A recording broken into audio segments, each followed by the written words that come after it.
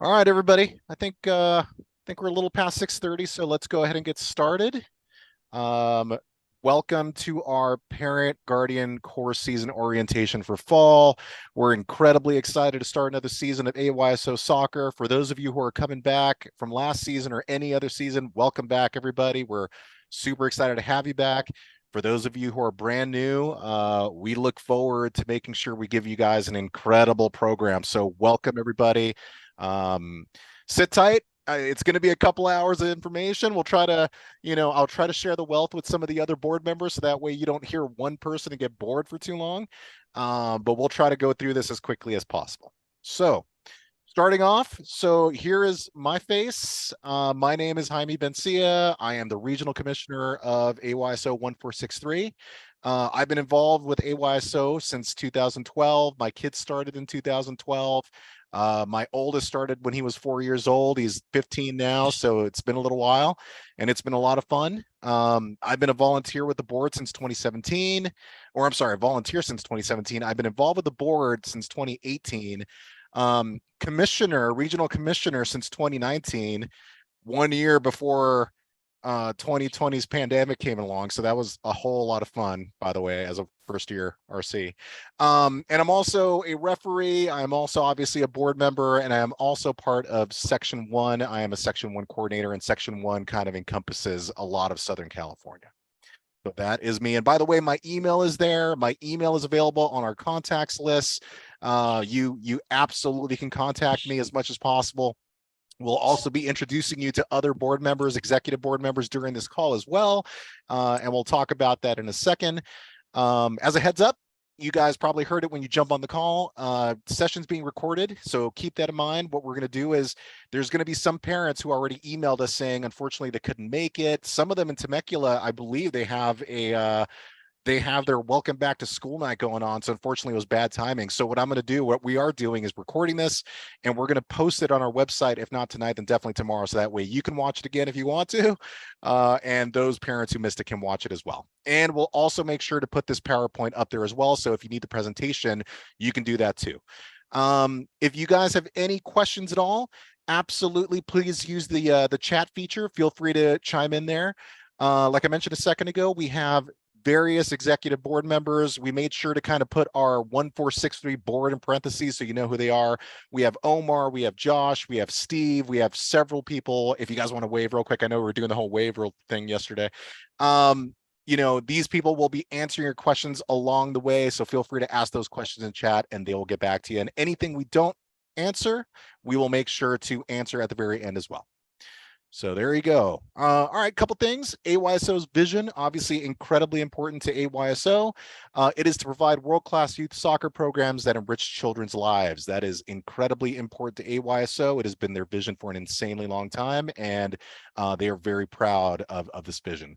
Their mission is to develop and deliver quality youth soccer programs which promote a fun family environment based on AYSO's 6 core philosophies.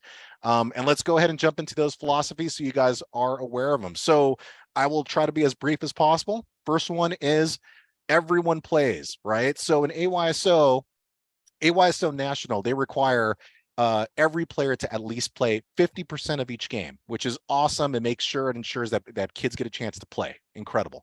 At AYSO 1463, we actually take it up a notch a little bit.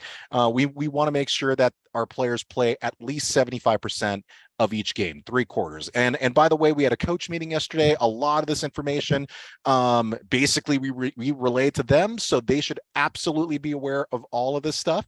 If for whatever reason if you guys as parents see that your child isn't playing, the 3/4, let us know. Let us know, and it's our job. Well, feel free to talk to your coach first, but let us know as well so we can make sure that happens.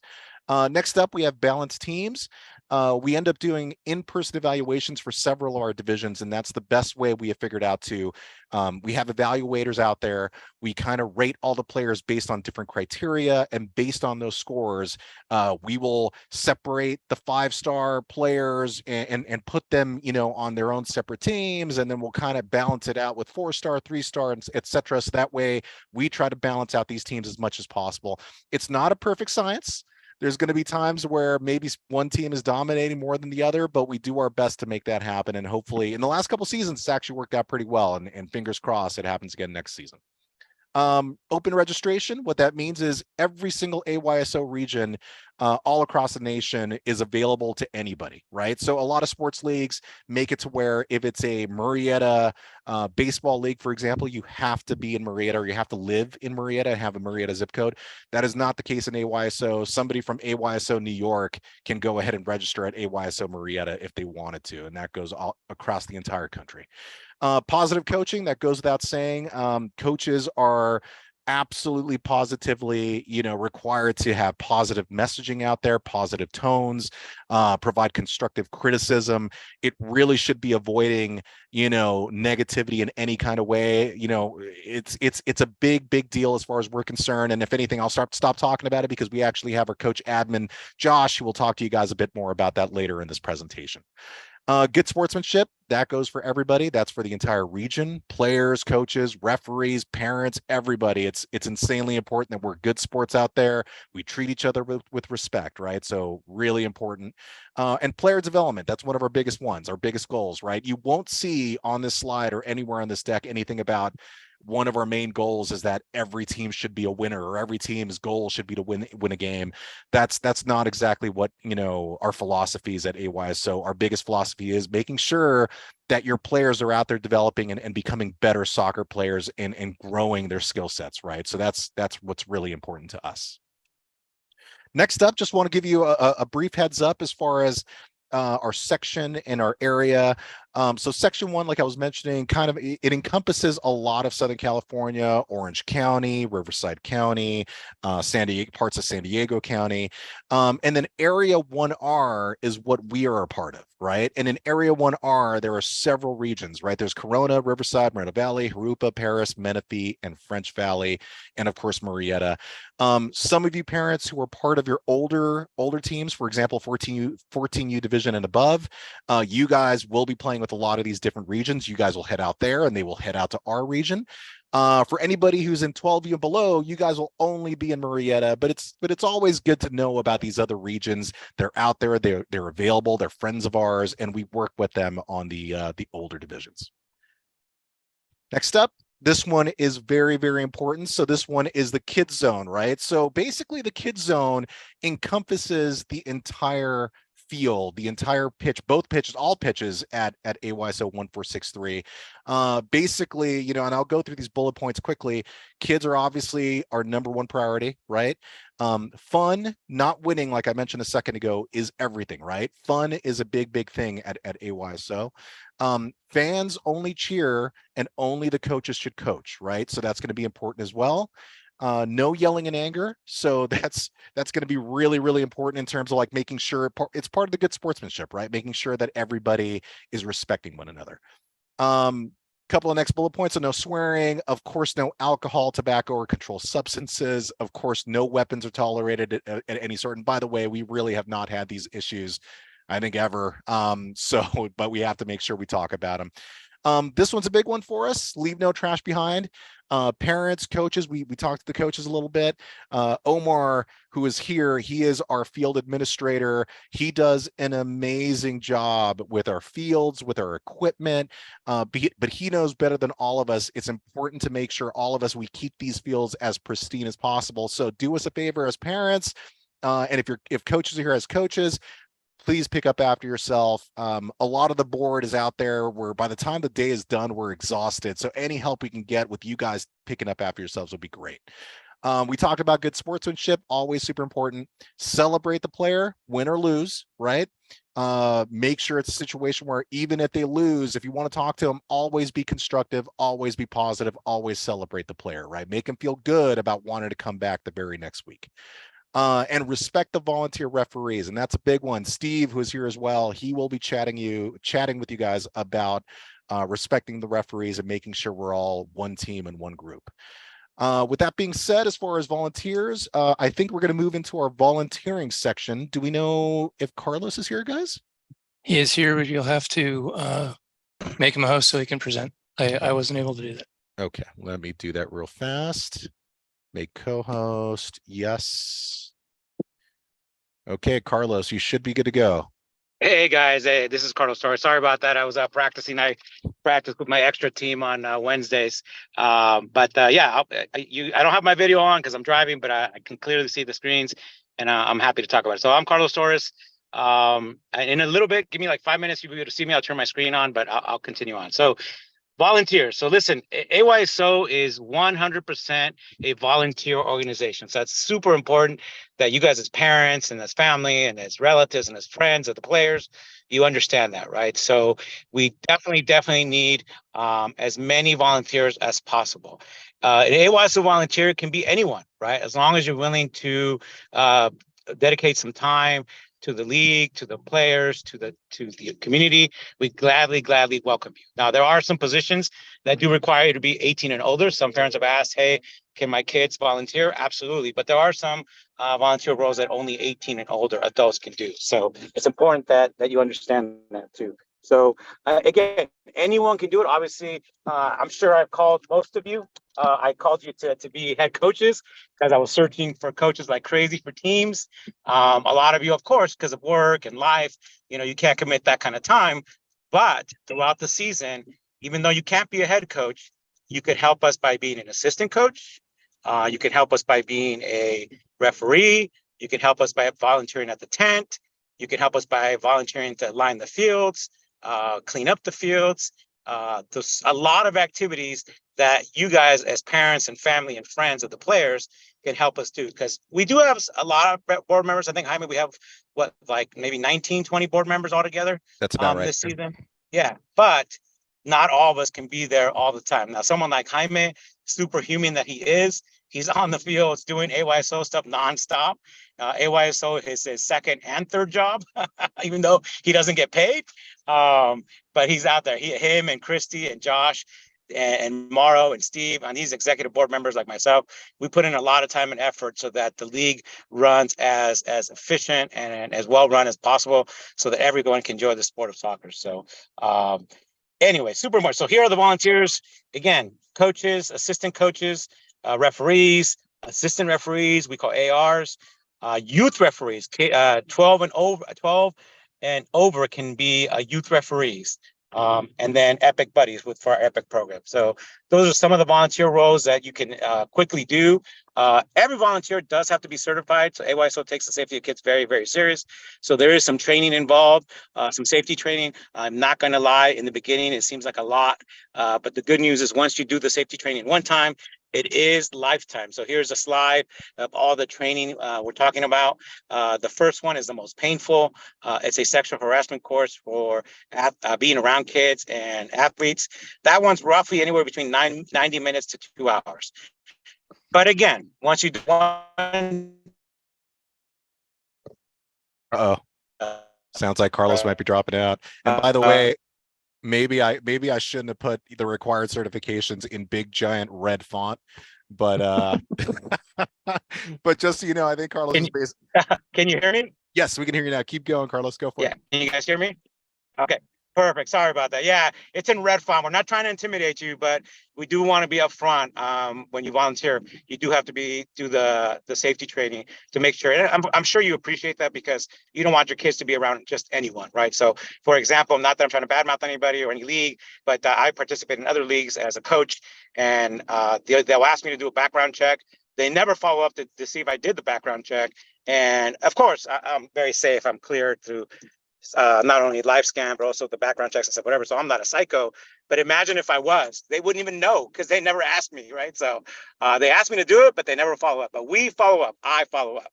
So we take it very, very serious. So here are all the certifications: Safe Haven, CDC concussion, cardiac arrest, and I'm sorry, I can't read the other one. Safe Sport, live scan, fingerprint. So yeah, those are all the ones that have to happen as a volunteer when you volunteer. But don't be intimidated by it. Everything is online. You do it at your own pace. You start, pause, and come back and finish whenever you're ready, right? So, okay, move on. So those are required certifications. What's the next slide? This one is just talking about respecting the volunteers. So for some reason, I can't see it. Oh, it's basically, it might be a connection. Got it. So There you go. I got it. So respecting that. So the other thing as parents we ask is, and remember, everyone's a volunteer, but even if they weren't a volunteer, right? You got to make sure that we show respect. We got to be an example to the kids. No one should be talking back specifically to the referees. No one should be arguing with coaches. Nobody should be talking to the other players of a team. We always show respect at all times to anyone, right? But specifically people out there who are volunteering their time to help you out, right? And to help the team out. So it's super, super important that we always respect the volunteers, respect the referees. It takes a lot for someone to get this. That's not a lot to do the referee, but it takes a lot it takes a lot for someone to actually sum up the courage to be a referee, right? And once they do, we obviously want to make it as enjoyable experience as possible. So we will always have referee mentors, and I don't want to steal the thunder of the ref group, but being a referee, we will always take care of you. But anyways, zero tolerance for parents. So parents, if you're the kind of parent that gets upset about a bad call or what you perceive as a bad call, please just control yourself, walk around and let it go. Right, because us as board members will be patrolling. And the minute that we see something happen, we will come up and speak to you so that you remember that this is a kid zone and that we must be respectful at all times. The good news, I will say, Everyone? Carlos, and maybe Yeah. I think you'll agree with me, is that in the last few years, I mean, it's our region's done a really, really good job with that. I mean, a lot of our parents, our coaches have been very respectful, and it's all gone pretty well. Right. Yeah, absolutely. Our program has, and obviously it comes from the community as well. The community has done really well of respecting and understanding that everyone is out there just for the kids to have fun. It's supposed to be fun. It's not supposed to, even if, I mean, everybody wants to win. Everybody wants to, of course, be on top, but it's not about winning. It's about the kids having fun and enjoying themselves and playing soccer. And if they win, that's a plus, right? That's the important thing. So just remember that. Let's not take it so serious. The one time you can't take it serious is when we do the playoffs, our tournament cup, that's called the Gem of the Valley Cup. That's when we take it serious. But even then, you still have to be very respectful. Okay, here's the other volunteer roles that we have. Here's a picture of us as board members. So most of you know us. If you don't, you'll get to know us. Most of us spend all, if not most of the day on Saturday on the fields. We'll be out there on the practice fields as well. Helping you guys out as much or helping the coaches out as much or as little as they want. But yeah, we definitely can use more volunteers, specifically board members. You never know when you can provide some sort of expertise in some sort of area that could help out the league tremendously, right? Because again, we're a nonprofit, we're all volunteers, and you may bring some knowledge to the region that may help us tremendously. For example, we're always looking for, correct me if I'm wrong, Jaime, we're always looking for someone to be a fundraiser board member of some sort, right? Someone to be able to raise funds for the league so that we can potentially improve our league. Or specifically, we've always tried to get lights, right? Specifically in the spring because it gets dark sooner. I know that's a challenge going through the city also, but first thing we got to do is raise the money, right? So that's a hard part. And we always talk about maybe raising the rates for registration, but we don't want to do that to the parents, right? So we don't. So we do what we can, but we definitely need more volunteers. Currently, these are the positions we do have. Obviously, the regional commissioner, which is Jaime, assistant regional commissioner, Christy. She doesn't like to turn her camera on, so you won't see her, but you'll see her on the fields. We have a treasurer, we have a secretary, coach admin, which is Josh. Ref admin, who is Maro. So pretty much all these positions are filled, but we have division coordinator positions that we need. We have I'm sure Jaime would love, even though he likes it, but he would love for someone to take over and be the media coordinator, right? I mean, I don't know if that's the right title or social media coordinator. Social media, yep. Yeah, absolutely. So someone has that expertise and would love to help us out and promote our region. It would be amazing if one of you guys would do that. So anyways, let me know. You can email me, call me. There I am. There's my information. There's a picture of me. Again, there's my email. I have 2 emails. And then, like I said, you've probably heard from me already many times because I've called you a couple of times to try to help out. But yeah, reach out to me. Anything and everything. If you want to help us out and help out the region, we would truly appreciate it. You rock, Carlos. Thank you so much, my friend. And then, by the way, I know Carlos is talking about us and talking about me a little bit as far as how much I do. He is right. We do a lot. I do a lot. This gentleman does way more than all of us. If anything, you will hear him referred to as either the mayor or the governor of AYSO 1463, and it's because he is out there talking to everybody, helping everybody. He's an incredible gentleman and resource. So if you ever need his help, feel free to contact him, like he was saying, and feel free to contact any one of us. We're here to help you. So thank you so much, Carlos. All right. Well, actually, you're not done, Carlos. I gave that whole little speech, and now it's back to you, I guess. So, volunteer points program, Carlos, take it away. He Okay, dropped. yeah, I'm logging into my computer. So can you give me just 30 seconds? I'll Sure. log in that way. Yeah. I could stall. Okay. How about this? How about this? Are there any? I know you guys have probably been answering some of the questions. Is there anything we need to answer? Oh, Josh, you're muted. Sorry, I am muted. Yeah, there's been one question, and it was from one or two of our coaches that have not received their roster yet, and they're just wondering when that's going to make it over. I believe the answer to that is we were talking about it yesterday. I believe it's happening sometime tonight. Oh, Carlos, I see you. Yeah, let me make you co-host. It should be happening sometime tonight, I believe. I don't know if Chrissy's actually on the call at the moment. I know most rosters have been sent out. I don't know when all of them will be sent out.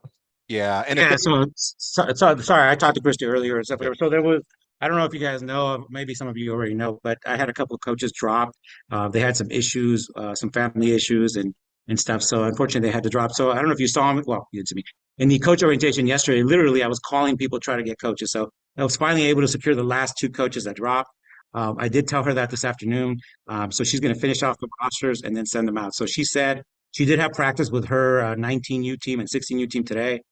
So she is currently, as we speak, I imagine, trying to get those out. So the coaches, if you happen to be on right now, I know you texted me earlier, but I was at practice also. We will get those out to you most likely no later than 8 o'clock today. And by the way, thank you for that, Carlos. What I'll do is I'm kind of texting her right now just to kind of get an update so we have some sort of update before the call's done. Okay, Cool. you can go on. I can go on to the volunteer point system. Perfect. All right, so here I am, guys. You can finally see me here. This is me. I'm Carlos. You saw my picture. This is me in person now. Let me turn my lights on. Okay, perfect. So volunteer points. So that being said about the volunteer program, everybody in AYSO is a volunteer. You're going to hear us on the fields, and the pitch, as they call it. We're always going to remind you that we're all volunteers, that we do it for the kids. The reason we created a volunteer point system is so that everyone gets incentivized to participate in volunteering. So what do I mean by that?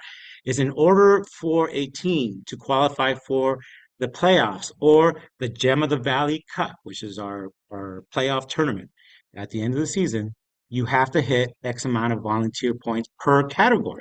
So there are categories. It's not the total number of points, it's the required amount of points per category.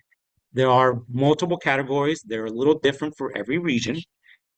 I'm sorry, every region, for every division. So here are the points, but I didn't put on the specific amount of points because they're a little different for each division. But the first one is super simple, the head coach being certified. So as long as you're head coach, and they will be because they're not going to be allowed to coach unless they have to hit that qualification. So that will be done no matter what. They also have to be certified as a referee, right? So your head coach has to take the referee certification. So those two things are going to happen automatically because if not, they would not be allowed to coach. So those are two things that have to happen. Now, here's where the parents can help out. Referee points. Every division, 8U, 10U, 12U, 14U, 16U, and 19U, will have a certain number of required referee points in order to participate in the playoffs or the Gem of the Valley Cup. Now, the Gem of the Valley Cup really only covers, or the event only covers 8U through 12U. 14U, 16U, and 19U actually has area playoffs. The first place team will go into area playoffs. But if they did not hit their volunteer points, they will not be allowed to go into the playoffs, right? So we don't want the parents to ever be surprised. Everyone on the team has to help in some way, somehow, by getting the volunteer points. Now, not everyone has to be a referee, but we definitely need referees. And I don't want to steal the thunder of being a referee, but don't ever be afraid to be a referee. We will be by your side the entire time. We have referee mentors that will make sure you're okay. Miscellaneous points. So miscellaneous points can be a variety of things. So if you look to the right a little bit, highlighted in blue, it could be lining the fields, Coaches could upgrade their certification, they get points for that. Being in an online meeting, they get points for that. Having a team manager, they get points for that. Going to the coaches meet and greet, they get points for that. Having an assistant coach, right? A lot of you said when I called you that you couldn't be the head coach, but you could be an assistant coach. Well, here's your opportunity to step up and be an assistant coach. And then doing extra tent duty and then taking pictures of games of other games, not just your own game, but other games. So those are ways you can get miscellaneous points. Tent duty points. Every team is required to provide support at the tent duty. I'm sorry, at the board tent or the ref tent. Sportsmanship points. So remember how I said earlier about zero tolerance when it comes to fans and parents and family talking back to referees or arguing with referees or coaches or players? Well, if you do during a game, the referee will deduct sportsmanship points. You can only lose 4 points for the entire season, and it's rated from 1 to 5 per game. So if you're really bad as a team or as a parent and you cost your team 4 points, any more points they lose, no matter what their win-loss record is, that team will not be allowed to be in the playoffs, which would be sad, right? So we don't want that to happen. Of course, like Jaime said, that hasn't happened in years and years and years. Once in a while, we'll have a parent that gets a little excited, right? And then they remember, they end up losing 1 point instead of 4 points, right? So that's a good thing. So sportsmanship at all times. And then we require picture points. So as parents, this is something easy you can do for your team. Take pictures of your game, right, and give them to the league, right? That we have an email we'll give to your coach. We'll tell the parents this to send us pictures, and you send us 4 action shots plus a pin winner picture. We award a pin winner at the end of every game, and send them to us, and then you get your picture points for that week, right? So super simple, easy thing you can do. And then the coaches have to turn in their player evaluations before the end of the season by week 7. So those are all the required volunteer points from that every team has to provide and complete in order to participate in the Gem of the Valley Cup tournament. Real quick question for you, Carlos, since you talked about the pictures a second ago. I know somebody in the chat asked what is the email address that they need to send the pictures to. And I know, by the way, Carlos will make sure to send you guys a bunch of reminders at all times. But feel free, if you can tell them real quick, Carlos. Yeah, so it's really simple. I'll put it in the chat. You can either email it to me directly or you could email it to me to photos at AYSO region1463.org. So I'll put it in there. It's obviously I'm just saying it out loud. So I'll put it in the chat. I'll also email it to everybody. I also remind your coaches. I text it to them to text it to you. I communicate a lot. Josh communicates a lot through email. Jaime communicates a lot through social media.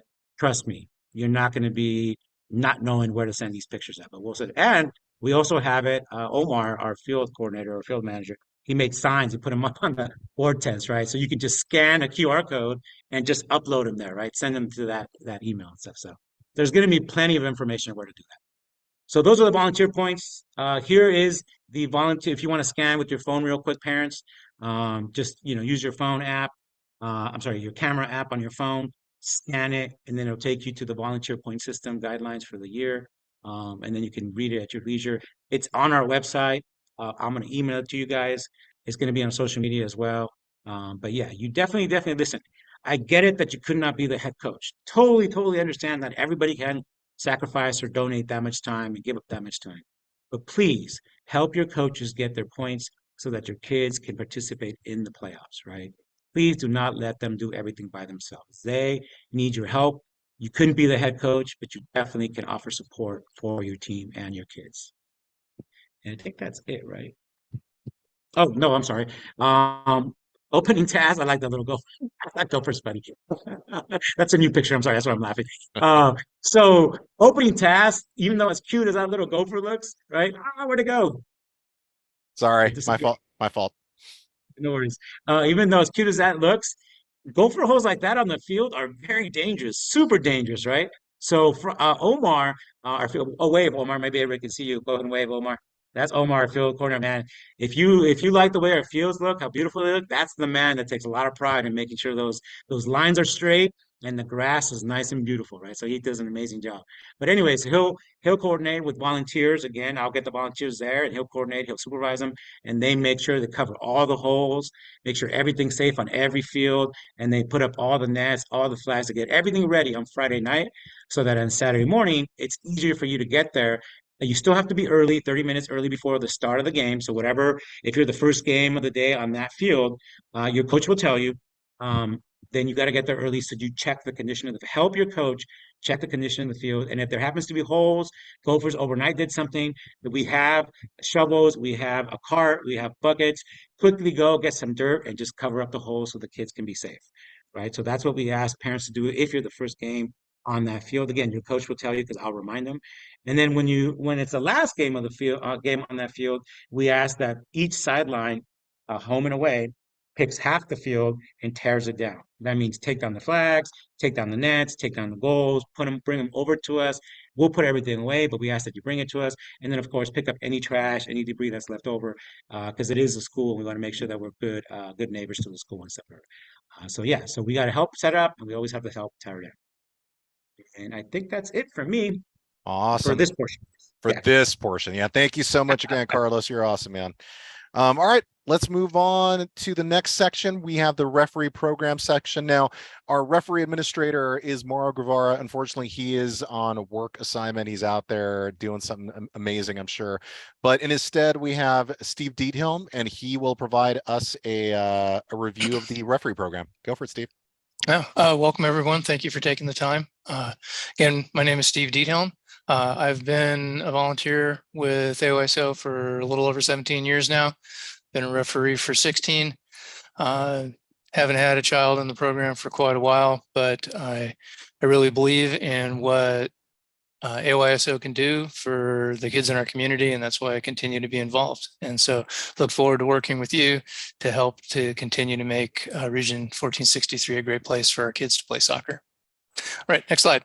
So the AYSO team, wanted to point this out. It like it takes a village. There are many components of the AYSO team that help make this program successful. The foundation of this, of course, is the parents. You enroll your kids, you support your kids, you bring them to practice, and with that, the coaches and the referees work together to get them ready to play their games and then play the games in a fair, safe, and fun manner. So we need to all work together to create this a positive environment for the players and make sure that we continue to make the region a great place to play soccer.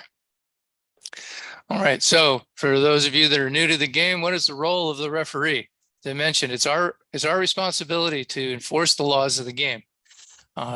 And in doing so, we need to make sure that it's safe, fair, and fun. So you may question why we are blowing a whistle at certain times, but it's always intended to make sure that the game is fair, safe, and fun.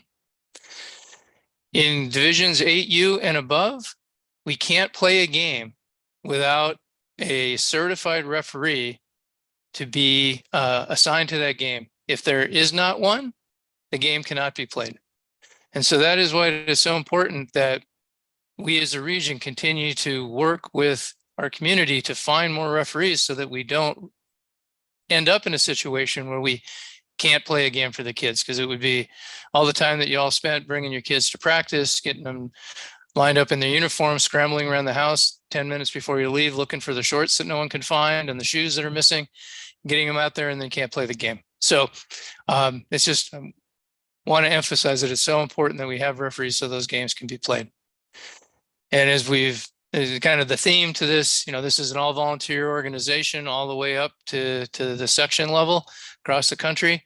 We're all volunteers and we're human and we do make mistakes, but there's no referee that gets out of bed walking to the pitch takes a step on the field that says, I'm going to go out and do a bad job today. So we're all out there. We're trying to do our best, and we just look for your support. And we'll talk about the mentorship program in a little bit, but the mentorship program here within the region is designed to help all of our referees get better, new and existing. So we're dedicated to that, and we're always trying to grow and improve. All right, next. All right, and as I said, referees are always needed. I have found that being a referee is one of the most rewarding volunteer experiences I've ever had.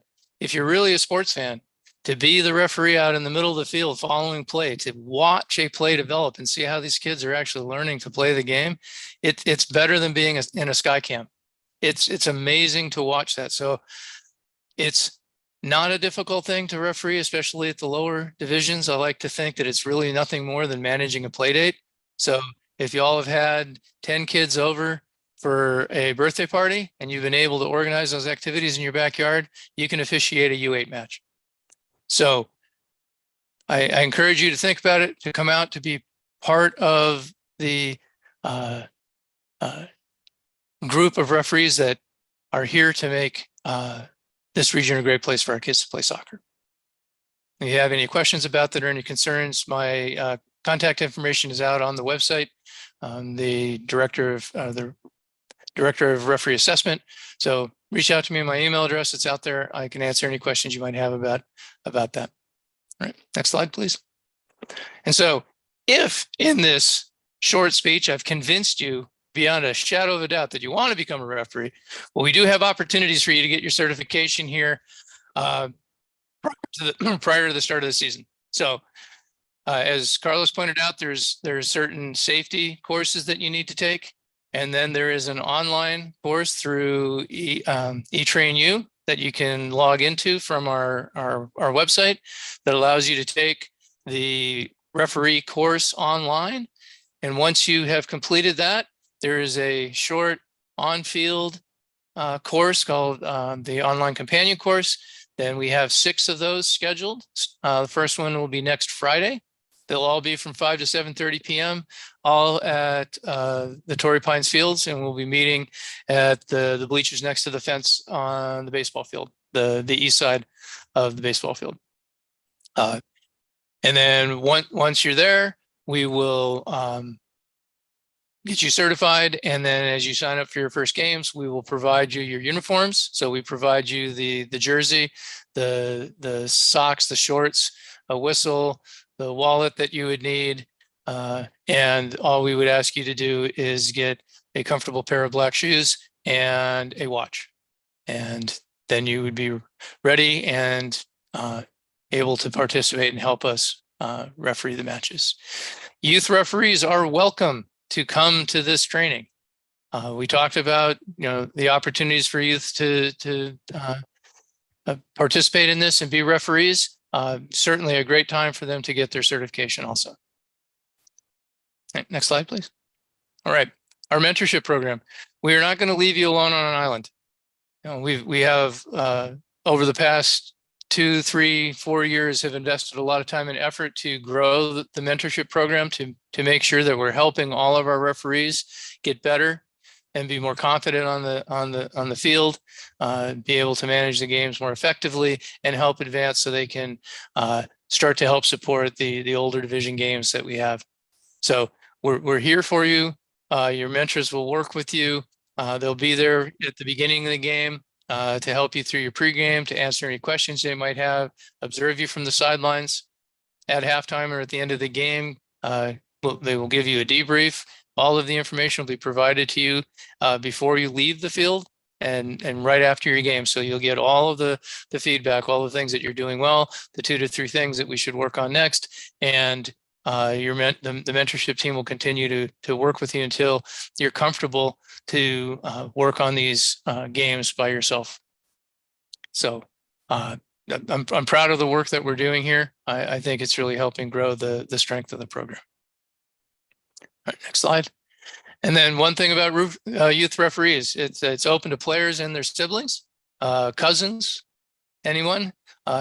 As Carlos pointed out, being that they'll be regionally certified, they'll need to be 12 years old to be able to get that certification, because you need to be 2 years older than any player in a game that you're refereeing. So initially, if you're doing a U10 game, you need to be 12 years old.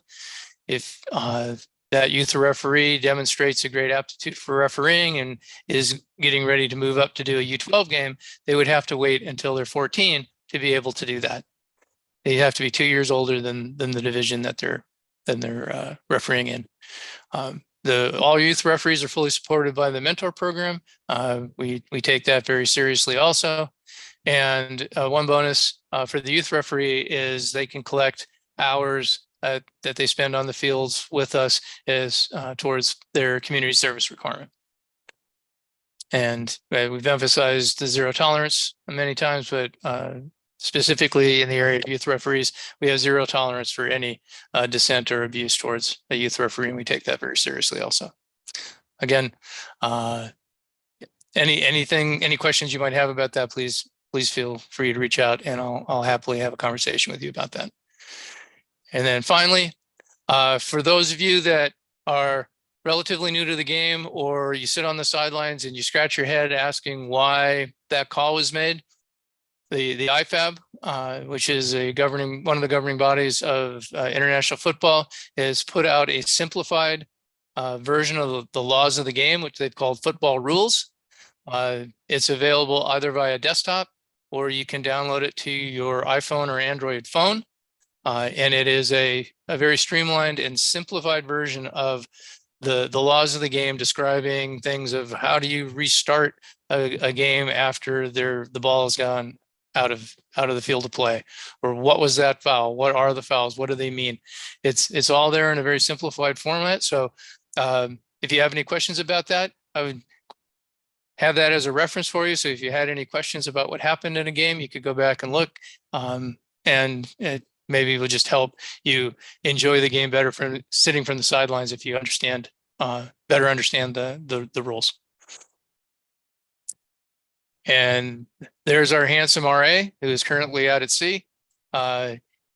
Here's his contact information, and he is also available for any questions that you might have. If you have any other questions about the referee program, certification requirements, anything, if you go out to our referee portal, there's a ton of information out there about the program, and hopefully we'll be able to answer any questions that you might have. And again, I'm always available to answer questions for the coaches and the parents. Awesome. Thank you so much, Steve. And by the way, real quick, I know we kind of talk about ourselves somewhat a little bit, but Steve came on board about 3 years ago, and he has been a gigantic part in making sure that our referee program is recognized by our area, by our section, as one of the better programs out there. And we're definitely proud of him, and we're definitely proud of Morrow and everybody else who's kind of had a hand in making that referee program what it is. So thank you so much, Steve. And then another quick note. So, I know, Jim, you had mentioned this, yesterday during the coaches. I remember, I know I tend to mention this a lot, but when I first started, with soccer and with AYSO, I knew zero about soccer. I grew up playing baseball. I knew nothing about soccer. So when I signed up my child, I had no idea. It wasn't until I actually took the referee class, and then I actually got out on the pitch as an assistant referee, that all of a sudden the light bulb started coming on, and I started realizing how much fun and understanding the laws, and it was kind of life-changing for me. And now myself, Josh, Steve, everybody else out there, now we're out there refereeing all the time, and we can't get enough of it, right? So I'm not saying that's going to happen to each and every one of you, but at the very least, understand that even if you know zero about the game of soccer, know that we will do a good job training you. We'll do a good job mentoring you, and we're out there to support you guys, and it'll be fun. Cool. On that note, let me go ahead and move forward towards safety procedures. We have a gentleman by the name of Jim Simpson. He is our safety director, and he is going to walk you through this stuff. Go for it, Jim. All right. Thanks, Jaime. So as Jaime said, my name is Jim Simpson, and I'm the safety director for AYSO 1463. I'm also the referee scheduler. So if you become part of the referee program, you should be able to, you'll be getting emails from me to show you how to get yourself scheduled for games and things like that. And a lot of the communications will come through me for that side as well.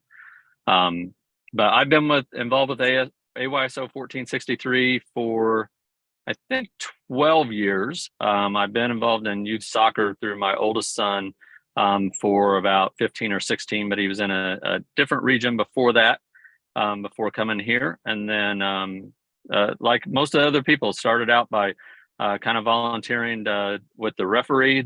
One of the teams needed some help, and so I decided to do that and become a referee on the side, even though I never played before, and took that class, and started out by ARN and then worked my way up from there, and then have a son now that is in the 16U division.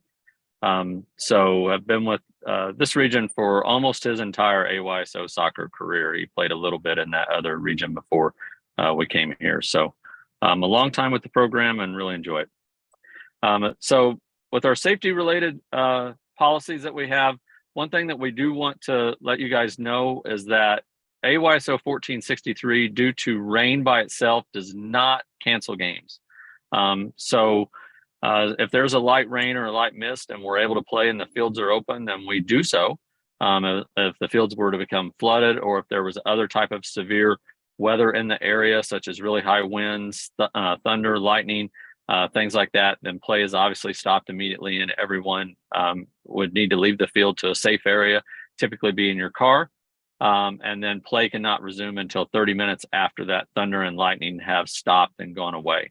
But even though we don't suspend games for rain per se, or just, you know, light inclement weather, the city of Murrieta might do so. So they're very protective of the fields for good reason. As the season goes on, you'll see our fields, you know, start to have some damage from, you know, being utilized as much as that we do.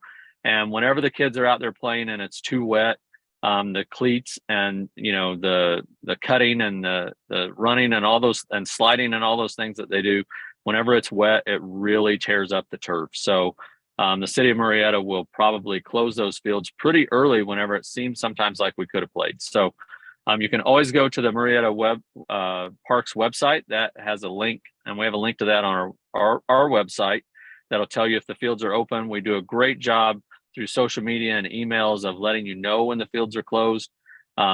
So always check out, you know, those kind of resources. Follow us on Instagram and Facebook. That's a great way to, you know, be able to have that information, and then check your emails whenever there may have been rain in the area. For heat policy, I use basically a website that is designed for, you know, what the children should be doing and at recess at schools and things like that, and athletic events, to utilize the heat index to determine if we should cancel games or not, or in the extreme circumstances, or if we add extra water breaks. So a lot of times we will add an extra water break in on those really hot days like we'll have, especially early in the fall season. So you may have that occur. One thing to keep in mind is that the game times are not lengthened because of the extra water break. So it is still a running clock. We usually ask that the players stay on the field and that the parents bring their water to them on the sideline. So we'll have the kids kind of run over to the touch line, and then the parents will be able to help and bring their water jugs to them during those extra breaks that are in the middle of the quarter. So we do implement that during those hot days. If we do have any kind of weather related cancellations, we do try to do makeups as much as possible. But we're not always able to, but we try our best. It's hard to do a full weekend again if a weekend's been canceled, and to find some dates for that. But most of the time we're able to get those accommodations done.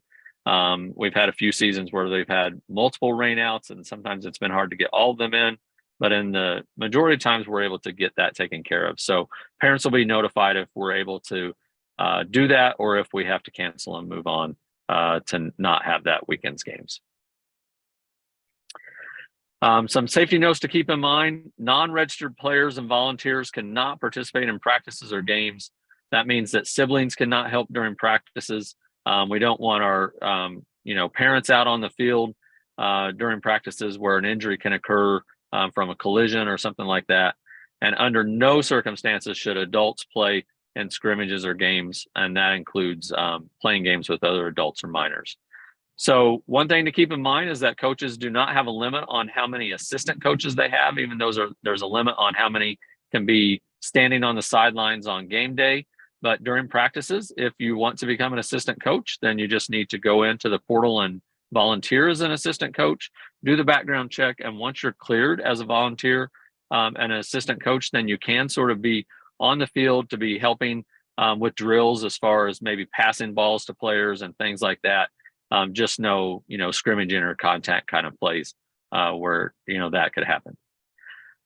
In the event that we have a center referee and are able to start a game, but we do not have enough assistant referees to cover the sidelines, and we utilize a club linesman, one thing to keep in mind as parents, if you volunteer for that, is that you would not be covered under AYSO insurance. So that is not a full volunteer role.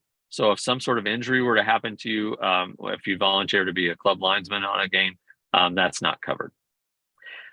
For our parents that are at have kids that are age 10U or under for those divisions, one thing to keep in mind is that you must remain at the fields with your children during any time that they're practicing or games. So that comes into play where sometimes we have a parent or a guardian or the adult that is in charge of that child that will bring them and want to drop them off at practice and leave and run errands, or even go to their car and sort of be far away where the coach doesn't know where they're at or can't have a difficult time contacting them. But for 10U and under, you cannot drop your child off and leave. So one thing that's really important to keep in mind. So feel free to discuss any concerns you have around that with your coaches or any of our board members. Also feel free, please actually do bring up any concerns that you have around learning disabilities, anything that you have around, snacks and snack schedules. A lot of our younger divisions will have snacks. So if your child has food allergies, or dietary restrictions, things like that, any medical conditions, please discuss with your coach or discuss with me, the safety director, or any of our board members. I've been a healthcare professional for over 30 years, actually. So I can really help with any kind of, concerns that you have around medical conditions that your child might have, and be able to relay what is needed for the coaches to be able to safely coach your child. Make sure to review all of our safety protocols. Those are available on the safety tab on our website at www.ayso1463.org. You just go to the safety section, and there's a really simple way to be able to review all of our protocols. And then one thing to keep in mind is that no pets are allowed at any AYSO activities. That includes games and practices. So please, for the safety of the children, the safety of your pets, keep those animals at home for all those AYSO activities, including those practices and games, like I said. So, true service animals are okay. So one thing that the American with Disabilities Association, or American with Disabilities Act, provided is that service animals be allowed at events like these. But one thing to keep in mind is that the ADA has strict definitions of what a service animal is. So any type of use for emotional support animals and things like that, that is not covered under the American with Disabilities Act. So that is not an approved animal to be able to bring to the field. And even if a service animal is acting up and not behaving in the way that they were trained, they can be asked to be removed from, a public event. So this is really important. This isn't something that is just an AYSO Marietta 1463 policy, but it's something that is comes all the way down from national to make sure that we do not have any kind of safety related animal incidents. And then, so here's a picture of me. Here's, if you see me out on the fields, please, if you have any concerns, please, feel free to approach me, whether that's for safety or referee or anything in general, really. You can reach me at safety.ayso1463.org. You'll also probably have my email from getting those referee schedulers, because I know we're going to have everybody that's on this call be signed up for that. So again, there's kind of a picture of where you can look at our protocols down at the bottom of this slide on the safety tab. So again, feel free to reach out to me. Been around for a long time and always happy to help. Awesome. Thank you, Jim. And by the way, we also talk about Jim, the fact that he is our morale coordinator out there. So he does a good job of keeping our spirits up, right? So thank you for all your help, Jim. And like you mentioned before, if you guys have any safety concerns at all or questions, feel free to contact him. He is a great resource. So thank you very much, Jim. Perfect. Moving on. I'll talk really somewhat briefly about some of our other awesome programs that we have at AYSO and AYSO 1463. So first off, we have what's called the EPIC program. And the EPIC program, it was formerly called VIP. The EPIC program stands for Everyone Plays in Our Community, right? And what it does is it provides an incredible soccer experience for children and even adults who might have some physical or mental disabilities. And we've been running this program here in Marietta maybe for the last 3 or 4 years now. I think it was actually going on for a bit longer, but we've been kind of putting more of an emphasis on it. Our coordinator, her name is Shauna Glicker. By the way, her contact information is down below. She has done a fantastic job with this program. It's gotten to the point where we have about 17, 18 different players. A lot of them come back from the season prior and they love it. They're all smiles. And Shauna does a fantastic job week after week of providing all of these epic players with something new to do in terms of learning the game of soccer and expanding their knowledge of the game, right? Real quick, some information for some of you guys who might be epic parents or epic program parents. You got to make sure to bring your shin guards, right? Those are absolutely required. And by the way, everybody on the call, if anything, shin guards are required for every single player, right? So you're probably going to hear that over and over again. Soccer cleats are optional. You are not required to have soccer cleats. Make sure to bring a size 5 ball if you can. We are going to occasionally play with this large, giant soccer ball, and it's a fun time. So that's going to be great as well. And by the way, one other thing that I just remember that's a lot of fun for these epic players as well, Shauna and also Christy, our assistant RC, who helps this program out a lot. They end up bringing in some of the 14U teams or 16U teams and 19U teams, and they end up being out there helping out with the kids as well, or helping out with the epic program players. And you should see the smiles on their faces. They have a great time. They're learning a lot from the older kids, and it's a really, really fun time. As far as volunteer goes, we have what's called the Epic Buddies. Those can be volunteer, youth volunteer, right? So if there's any youth volunteer out there who's interested in helping out with the Epic program, please let us know. That can also help out for high school as well, as far as getting their volunteer hours taken care of. And there's going to be coaches, parents, and a parent designee should absolutely be present for each one of the players. So that is definitely a requirement. I'll go through the bullet points real quick. The Epic program happens every single Friday. It's going to start September 8th. It's going to end November 3rd. 9 sessions total. It's going to start at about 4:30 and it'll last for about 45 minutes. Just as a heads up for any parents for Epic, it's going to be a 45-minute. I'm sorry, there aren't going to be any practices, right? So every single session will be once a week on Friday at 4:30. That is the one session per week. And it's going to be located at a park called Vintage Reserve, which, if you know where Buchanan Elementary is, it's right next door to Buchanan Elementary. If you don't know where that is, it is right down the street, 5 minutes down the street from Torrey Pines Park, which is our home field. So not too far away. So that is our Epic program. If you guys are interested in having your kids or your players sign up, please contact Shauna Glicker. Her information is down below, or contact us and we will point you in Shauna's direction.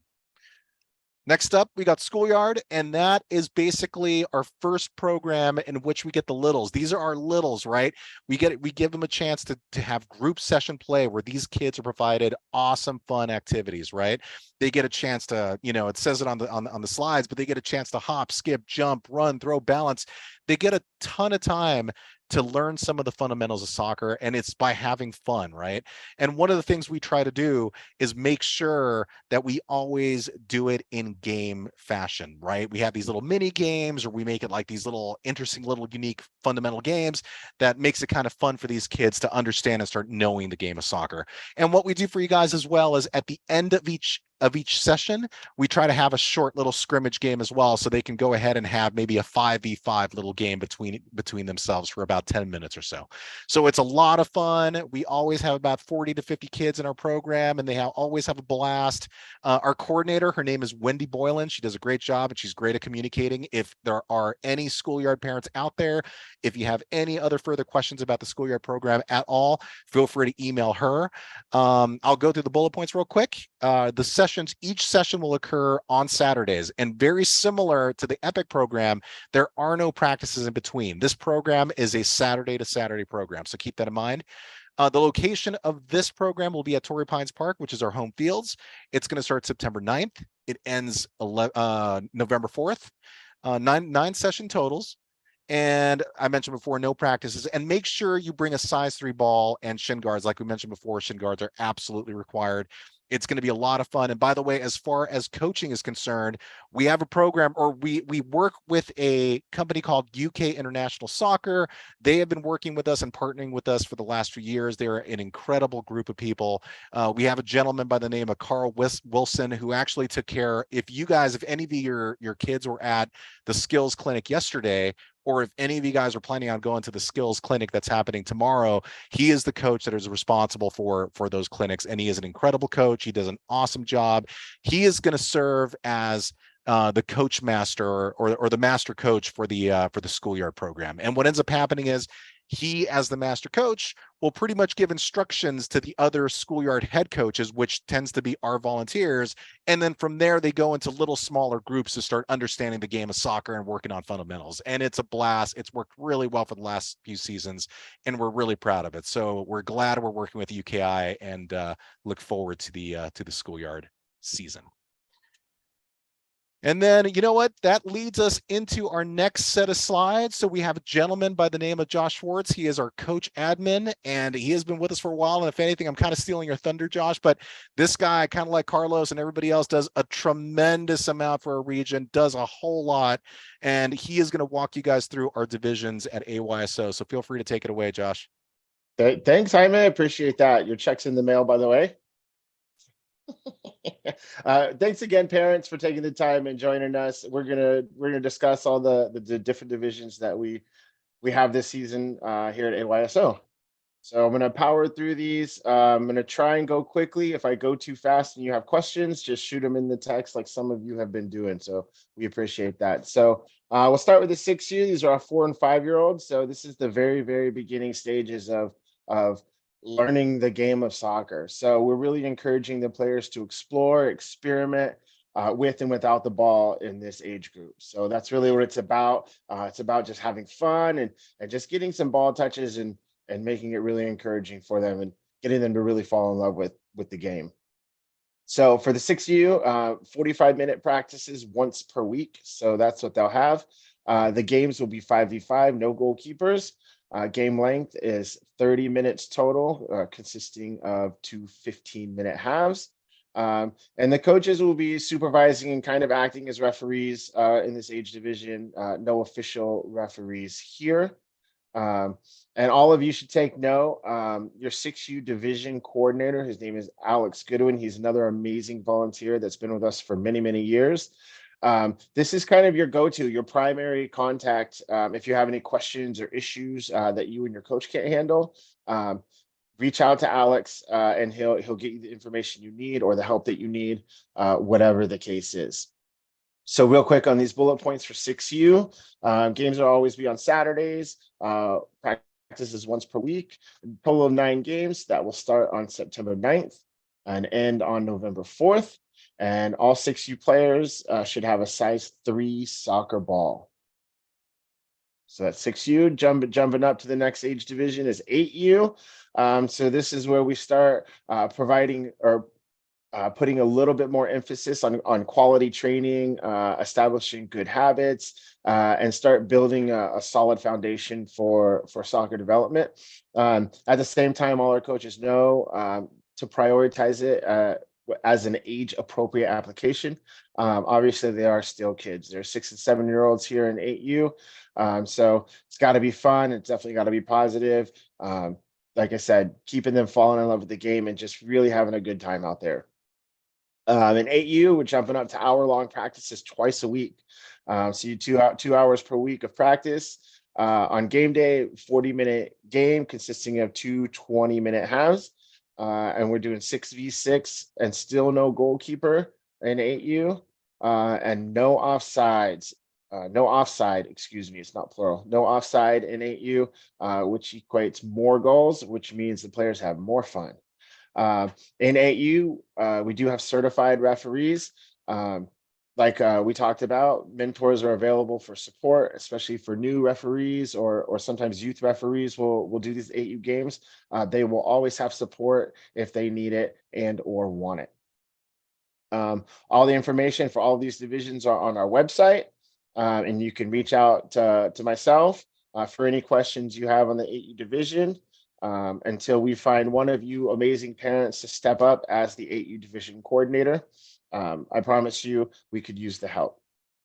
So real quick on the bullet points. Oh, sorry about Man, that. jump at the gun. That's okay. Real quick on the bullet points. Many of these are the same for the next few divisions. So games will be on Saturdays, start September 9th and November 4th. Also size 3 soccer ball and 8U. 9 games total with the possibility of a 10th week. And I think we'll go into that a little bit later.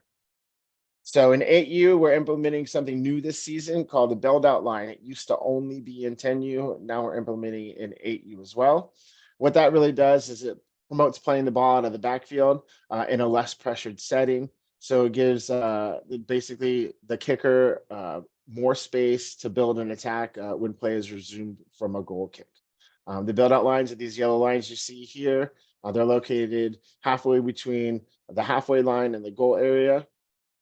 So during a goal kick, all players of the opposing team must retreat behind the build out line until the ball is kicked and clearly moves. Parents, this is a really good video explanation of the build out line and how it works. It's super easy to understand. It's a quick, I think 5 or 6 minute video. I encourage all of you to watch this video, familiarize yourself with it so you understand what's going on when the referee does or doesn't blow their whistle. It's really important for all parents to understand what's happening with this build out line. Perfect. Jumping up to 10U. So same thing, 2 hours a week for practice, 60 minutes max per session. Games are a little bit longer now, so they're 50-minute games consisting of 2 25-minute halves. And here in the 10U, it says it's the golden age for learning and the perfect age to increase focus on specific techniques and skills. And it's definitely the time for adventure. 10U is awesome. This is kind of where you're really going to start see certain players like kind of break out as far as skill level and technique and ball control and stuff like that. 10U generally is where you start to see that. It's really exciting. It's a great division. It's actually my favorite division to ref because the kids are just so fun to watch. The skill level is built. Foundation is built from 6U and 8U, and like you said, I get to see them develop, and they're still just having fun. They're all smiles, and they're just loving the game. So that's why it's my favorite. But anyways, that was a little bit of a tangent. I apologize. 7v7 for 10U, and this is the first age division where there is a goalkeeper now. And offside rule is also now in effect. Build out line is still a staple of 10U, so 8U and 10U divisions will have the build out line. And in the 10U division, it will be a full referee crew. So 1 referee and 2 assistant referees. Once again, any questions for the 10U, reach out to me until I get an email from one of you saying, I would love to be the 10U division coordinator. And then your name will be at the bottom of this slide next season. So thank you for all those emails that you guys are already sending me. I appreciate it. All right, games on Saturday, starting September 9th, ending November 4th. And now in 10U, we're jumping up to a size 4 soccer ball. So size 4 soccer ball for 10U. Total of 9 games with a 10th week possibility and a chance to going into area playoffs in December. Perfect. So same image, same build out line. It's just a little bit bigger field for 10U. Once again, I encourage all of you to watch this video that explains the build out line and now the offside rule.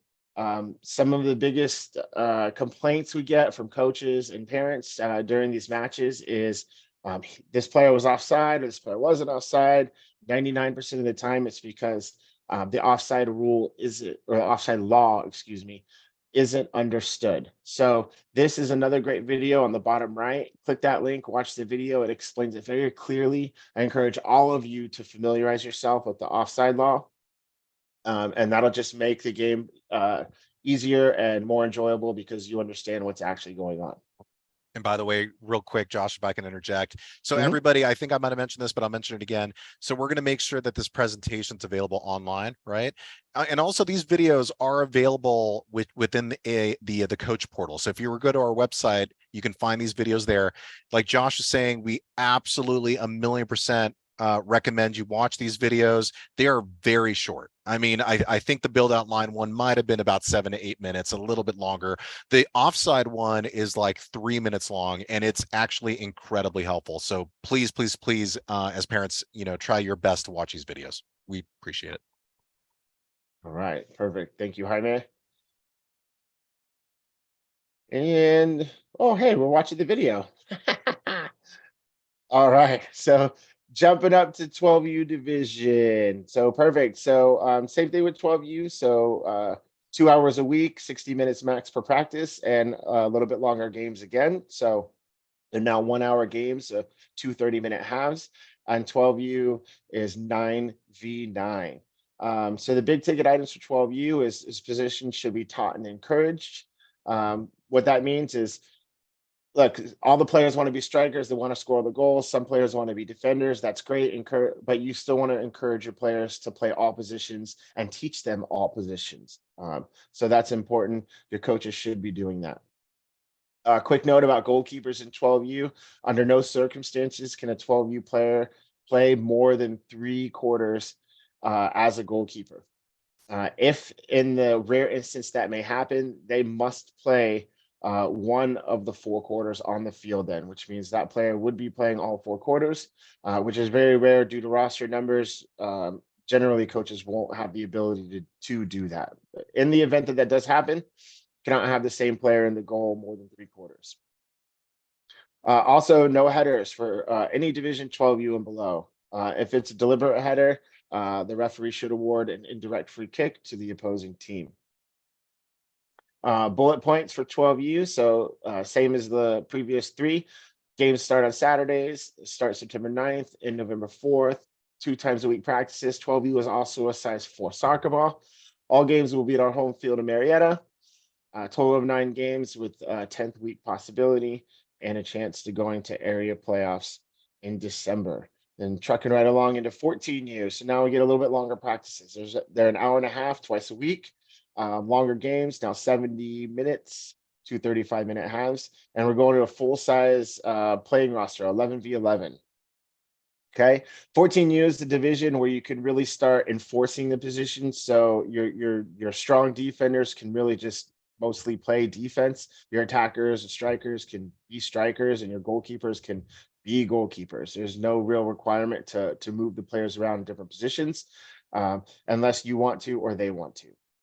There's also no goalkeeping restrictions. The goalkeeper can play all 4/4, keeping in mind that in the instance, no player could sit twice before every player has sat once. So this player, the goalkeeper, is not going to play all 4/4 while 3 other players are sitting twice that game. So keep that in mind, parents. And 14U is the age where headers are now allowed. With the exception, sometimes we have some very skilled 12U aged players that want to challenge themselves and build their soccer skills even more. So they'll play up a division.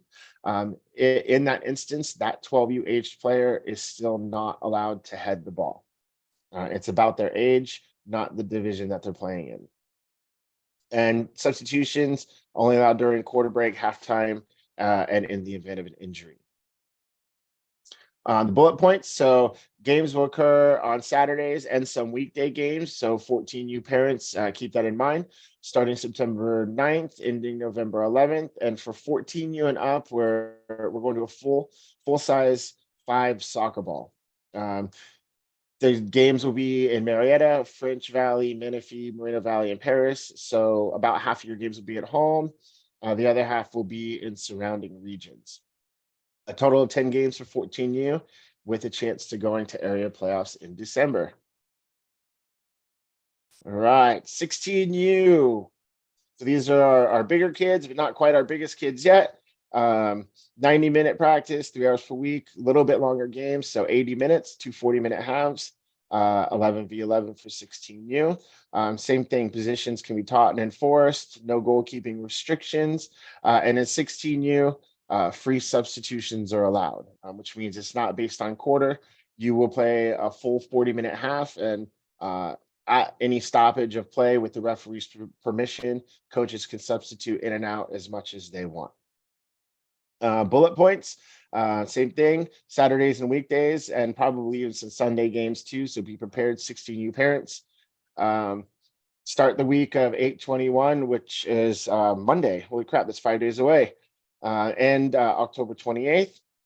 Talked about practices, size 5 soccer ball, 9 to 10 games total. 16U plays against Area 1R and Area 1N teams. And 16U division teams will have a chance for area playoffs in early November. All right. 19U. So this is our oldest division that we have here at 1463. Very similar to 16U, 90-minute practices. Now they're moving into full-length games. So 90-minute games, just like the professionals, which is 2 45-minute halves. Very similar positions taught and enforced, no goalkeeping restrictions, also free substitutions in 19U.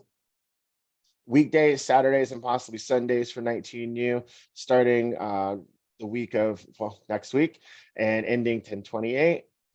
Also size 5 soccer ball and area 1R, 1N teams with a chance for playoffs in November. Don't forget, we do have some spots open for 19U. I have a feeling, Jaime, you were just about to mention that. So why don't you take it? Yeah, no worries. So yeah, thank you, Josh. That's exactly what I was going to say. So just as a heads up to some of you guys, and it's basically me asking for all of you for a favor. So we actually had about 3 families for whatever reason drop out in the last few days. I think some of the girls on the 19U girls team recently got jobs, so all of a sudden they can't make practices, they can't make games. So if you guys happen to know anybody out there, any girls out there 15, 16, 7, or I'm sorry, 16, 17, 18 years old for the 19U division, let them know and let us know, and we'd love to talk to them about adding them to the team as soon as possible. So just throwing that out there for you guys. Appreciate it. Perfect. Thanks, Jaime. All right, and not only running the schoolyard program, our UKI coaches actually provide us a ton of resources. So they have coaching clinics, which means when your coaches sign up for it, UKI coach will be there basically during the normal practice or whatever. And the UKI coach will be there to either assist your coach with running that practice or just run that practice for your coach and give your coach pointers, give him tips, teach him maybe some different verbiage, some different lingo, some different techniques, strategies, drills, things like that. So this is a great tool for our coaches to use. So encourage your coaches to utilize this tool and sign up for these UKI coach clinics. We've got nothing but great feedback from the coaches that have used this in the past. It's really there to help the coaches, although of course it helps our players too. Like it says that second bullet point, hey, it's to help our coaches become even better coaches. So head coaches take advantage. It just touched on that. So each week, UKI will host seminars, which coaches and their teams can attend. So Tuesdays and Wednesdays will be those coach trainings that I just talked about. And on Thursdays is what's going to happen is those player skills clinics, which actually one happened yesterday, another one is happening tomorrow. And what that is the UKI coach just is out there and just puts on a clinic. And each age division will have their own time slot to go. The players can go and whatever the theme is, maybe it's goalkeeping or maybe it's defense or striking or set plays or something like that. Whatever the theme is that the UKI coach decides on, just show up and your players get to go to that free clinic. It's free soccer training, gets them out on the field. And our UKI coaches, they really are amazing. I can't give them enough praise. So definitely take advantage of that, parents. All of your coaches should be encouraging you as parents to use this Game Changer app as your team communication app. This app is amazing. Schedules can go on there, pictures, photos, messages, all the roster settings, everything like that can all be done in this one app. It's amazing. One of the coolest things about this Game Changer app, and it is the only team app out there that I know of that can do this, is when your game starts, any one of you parents can just put up your phone and hit start live stream. And then that game, it can literally be live streamed and watched by anybody really in the world. So if mom or dad or grandparents or aunts, uncles, live across the country or something and would just love to see your kids play their game, this is how they could do it. They can watch it live. So that's a really cool feature of this app. We've been using it for I think a couple years now, and it's really great. So don't be surprised when your coaches tell you to download this app for your team. Um, it's a great resource. Perfect. Ooh, and that's me. Who's that handsome devil? That's me. That's my email. If you have any questions or concerns or really anything at all, reach out to me. Try to reach out to your division coordinators first, but if you reach out to me, that's fine. I will get you the answers and or the help you need. So all of this information can be found on our website, just like everything else. And this is how you access it. So I think that's it for me. Awesome. Thank you, Josh. As always, man, thank you for everything you do. Josh, just like a lot of these other guys, does an insane amount. So we owe you a big debt. Appreciate you, Josh. Thank you. Perfect. No worries, man. All right, let's move it on. We are going to talk about the competitive programs, and Carlos Torres, feel free to take that away, sir. Hey guys, it's me again, your favorite volunteer coordinator. And I'm also the competitive play coordinator. So just say real quick. So in AYSO, of course, we have the normal core level program, right, which is most of the kids are in. But we do have two competitive programs. We have the extra program, which is the highest level we have in our region. The extra program is extremely competitive. Go ahead and go on the slide there for me, please. The extra program is designed for those players that are super passionate, absolutely love the sport of soccer. They eat, they drink, they breathe nothing but soccer, and they truly love the sport so much that they can only envision themselves going up through high school, college, playing the sport. Right. So I say all that. Um, Extra, the way I always say it, is really supposed to be like a club team, but at an AYSO price. Right? So that's kind of what it is. So um, the reason it's that way is because, again, it's super competitive. There's more practicing, there's soccer homework, there's focus and dedication, not only from the players, right? But it also has to come from the families, right? So it is a reasonable price. Like I said, you do not have to pay club-like pricing or monthly pricing that they do and stuff, whatever. You pay one fee for 10 to 11 months, right? But that doesn't mean just because it's inexpensive that we don't take it serious. We take it extremely serious. First of all, in order to be on an extra team, you have to come to a tryout, just like you would on a club team. And then the other thing is that the tryouts are not picked, I'm sorry, the players are not picked by the coach. The players are picked by a committee of board members and experienced coaches, right? So each one of the players that come to the tryout will be evaluated on 4 different stations, overall score ranked, and the top players in that tryout will be selected to be in the extra team, right? And then those players will be given to the coach that got approved to be the extra coach. That brings me to my next point. The extra coach, again, has to go through a application process, and then they have to be approved by the executive board, right? So it's a rigorous process to approve a coach. The coach, of course, has to have soccer knowledge, has to have experience, has to have a positive AYSO attitude at all times, reflecting our AYSO philosophies, but again, at a competitive level, right? So to be an extra coach, it takes a lot, takes a lot of commitment. And again, remember, AYSO is 100% volunteer. So even the extra coaches do not get paid, right? So they're doing this out of the kindness of their own heart because they really enjoy coaching and they enjoy developing players to the next level. So to be an extra coach is an honor. To be selected to be on an extra team out of all the players that come try out in our regions, and actually anybody can try out for extra. It doesn't have to be in our region. It can be anyone. Extra tryouts are open to the public. To be selected to be on the team, it is a tremendous honor. But again, it has to be not only a commitment from the players, but also from the families, right? So keep that in mind. This program only I'm sorry, it's not only.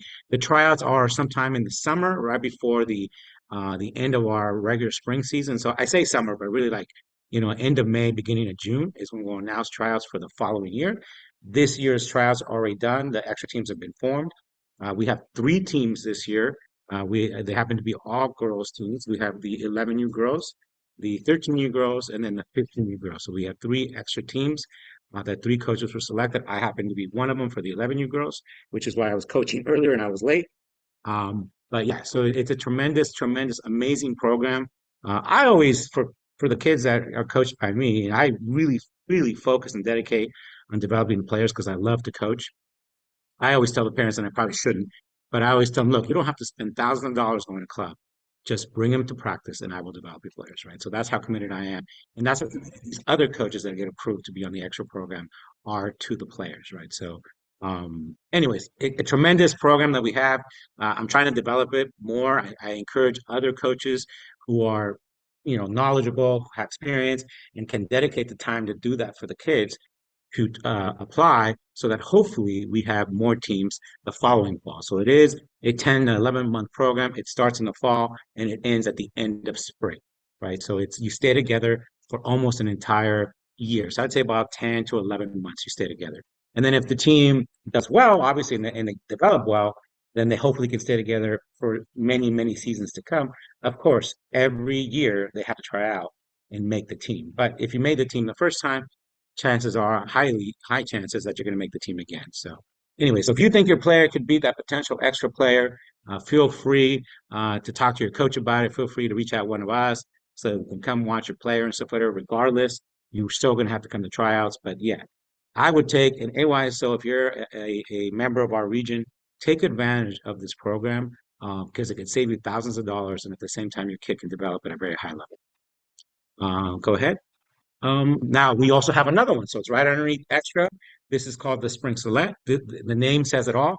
The Spring Select only happens in the spring. This is kind of think of it like so. There's the core level, there's the Spring Select level, and then there's the extra level. So the Spring Select level is kind of in the middle. It does only happen in the spring. That one again, the coach goes through a interview process or a application process. It has to be approved by the executive board members, and then they're selected to be the coach. But the difference between this program and the extra program is in the Spring Select program, once the coach is approved, the coach can pick his own players to be on his team for the Spring Select season, right? So that's the one caveat, the one difference. And the other thing though is the players do have to be um, they have to have played in the fall in order to be eligible to play in the spring. So those are your players that are in our core program now. Can be selected to be in the select level if we have a select coach in that division now. The other thing I forgot to mention is extra and the spring select are only for 10U, 12U, 14U, and 16U, right? So those are the divisions. So there is no 8U select, there is no 8U extra. It starts at the 10U level. Again, it does have to be tremendous commitment because they both are travel teams. We don't travel out of state unless the team wants to, but most of the time it is anywhere between 1 to 2 hours when they're away games. Roughly, they're always roughly about an hour and a half at most, right? Those are some of the cities that you would travel to or regions you would travel to. You see Corona, Riverside, Moreno Valley, Arupa, Paris, Menifee, French Valley, but there's others, right? So I know in this season, I saw my schedule already. I think the furthest one I have to go to is Claremont. I go to Chino Hills, I go to Corona. So roughly about an hour and a half when they're away games. Half the games are home, half the games are away. Awesome program. And again, the coach would select the players. Again, if you're interested in this kind of program, reach out to one of us as board members. We can keep an eye on your player. We can keep an eye on, your team and the challenge of being on a select team. Again, though, in the spring select, the coach would be the one picking the players. We can only suggest. We can't force a player onto a coach because it is their team once they're approved to be a select coach. Continue, and that's it. So those are the two programs. Again, if you have any questions about them, feel free to reach out to me. Again, there's another one of my emails, but you can just always call me, text me, email me, whatever. I can give you more information about it. Also, the information is also on our website. Our website contains everything we ever talk about. Is always posted on our website, always posted on social media. So you can always just go there and read that information there as well. And that's it. Thank you, guys. Awesome. Thank you again, Carlos. Appreciate it. All right, moving on. We're getting close, everybody. I know it's getting a little late. So just some additional information that you guys need to be aware of, all of us need to be aware of. So we'll try to kind of go through that line by line. So equipment list, just so you guys are aware, we provide, when we give you your uniforms, we provide a jersey, shorts, and socks. And by the way, I'm sure some of you guys are going to have questions as far as when do we get uniforms. So what's going to end up happening is our coaches have been talked to, and they're going to be picking up uniforms later this week, more than likely Friday.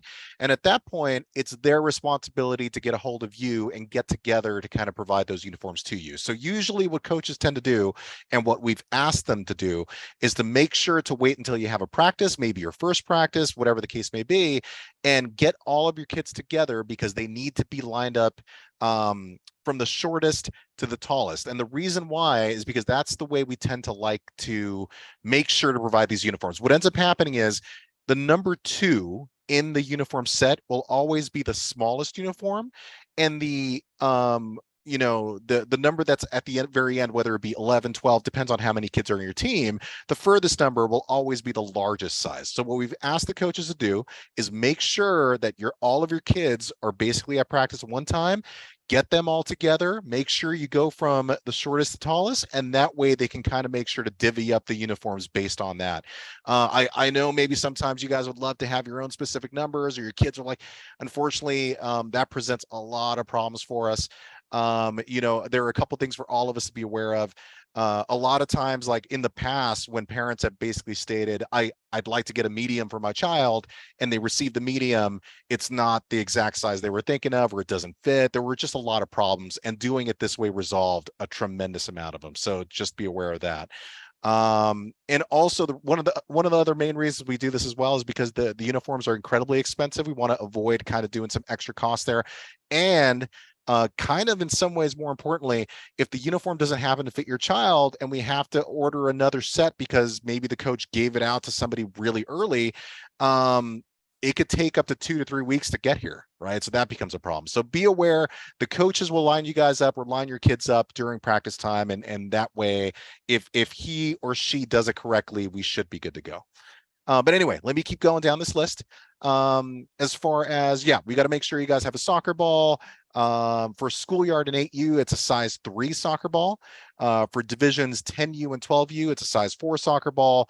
14U and above, it's a size 5.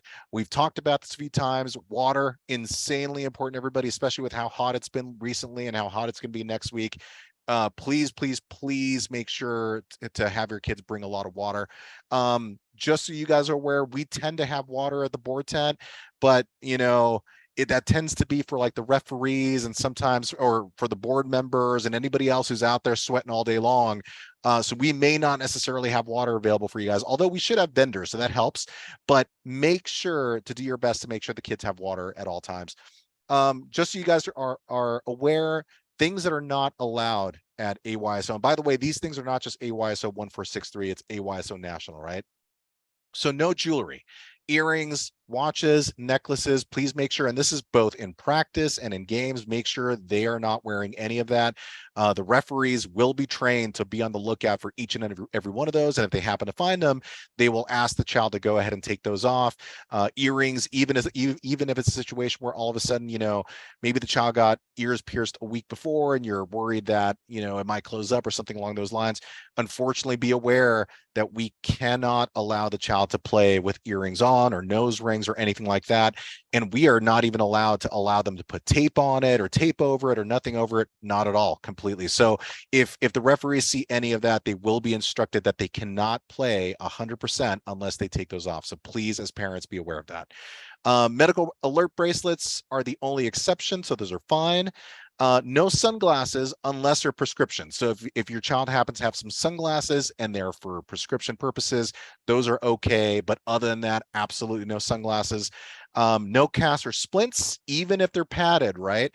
And it basically, soft braces are considered okay, but you got to make sure that there are no metal inserts. Basically, what you want to think about here is that, you want to make sure that there's nothing hard on the actual brace itself. If the referee starts feeling anything that could potentially be a hazard to the child out on the soccer field, we may ask the child to sit down, right? So be aware of that as well. No hats with hard bills, so no baseball hats. Nip caps, you know, like beanies, they tend to be okay for younger players, especially on cold days. If it tends to be cold, that's fine. Another thing for you guys to be aware of, it's not on this list, and later on in the season, it might actually start getting a little bit cold. If you want to go ahead and have the kids wear sweatshirts, for example, that's okay, or hoodies, that's okay, but be aware that the hoodies 100% have to be underneath the actual jersey itself. And if it's a hoodie, you got to make sure to do your best to kind of tuck the hoodie behind the actual, inside the actual jersey. So be aware of that as well. And it's in red font. You guys, Murrieta's always been really, really good about this, so I'm not that concerned. I don't know why I put it in red, but please, no noisemakers on the field. I know it's kind of tempting. A lot of parents I've seen in other regions kind of bring these noisemakers every time their child gets a goal and everything. Unfortunately, due to AYSO National, we're not allowed at all to have noisemakers, so be aware. Now, keep in mind, we want you guys to cheer as loud as you possibly can when something awesome happens, but we cannot have any kind of devices making noises out there. So there you go. A few other bits of information, our practice and game fields. So our games themselves, including schoolyard, they're going to happen at Torrey Pines Park. That is our home field. So the entrance is through Torrey Pines Road. There's the address for you guys. Now, a quick little caveat. I mentioned this earlier. If you're an Epic program parent, remember that yours is at Vintage Reserve. Our Epic program coordinator will contact you, so she'll remind you. But for everybody else, all Murrieta base games will be at Torrey Pines, right? Of course, if you're in an older division, 14U above, you may be traveling to other regions like we talked about before, but if it's a Murrieta game, it will happen at Torrey Pines. Practices can happen in several different locations. A good chunk of our teams will be practicing at Torrey Pines, again, which is our home fields. But we also have other large schools in the Murrieta area. So we have Dorothy McElhenney. Unfortunately, none of us know how to pronounce that quite yet, so it's a little tough. Then we also have Chavella Middle School. So your coaches may select those schools for practice locations. They will let you know once they contact you where your practices will be and what times, right? There are other surrounding Murrieta parks available. They are listed on our website for coaches and for yourself. Anybody can find them. If you go onto our website, you would look under About AYS or About AYSO 1463, and then it says fields, games, and practices. You could find it there. So if for whatever reason, maybe you want to talk to your coach about another possible park or something along those lines, keep in mind we can only practice and only play at those fields. We are not allowed for insurance purposes to play at any other fields or practice at any other field. So please be aware of that if you're a coach, and please be aware of that if you're a parent. So when you're on the field, so imagine it's game day and you get your schedule and it basically states, okay, your team is the home team and this other team is the away team. And you're thinking, okay, I have no idea which side is what. Again, we will provide you guys with imagery in terms of like trying to make that clear for you guys. But for now, I put an image in there. The side of the field that's closest to the parking lot. So right now in this image, the left side of the field, that's for the away side. So any side of the field that's closest to the parking lot, that's the away team. Any side that's furthest away from the parking lot, that is the home side. Okay, so keep that in mind. In regards to 14U, 16U, 19U teams and our extra program teams, so 11UG, 13UG, 15UG, we do have it a little bit different for you guys. So anybody who's a spectator, whether it be parents, yourselves, like grandparents, whoever the case may be, all of you have to sit to the left of the assistant referee. No parents are allowed to sit behind the assistant referees, right? And we'll be sure on game days to remind you. I'm sure the referees are instructed to remind you as well, but keep that in mind for 14U and up and extra programs. Parents and everybody else, you got to sit to the left of the assistant referee.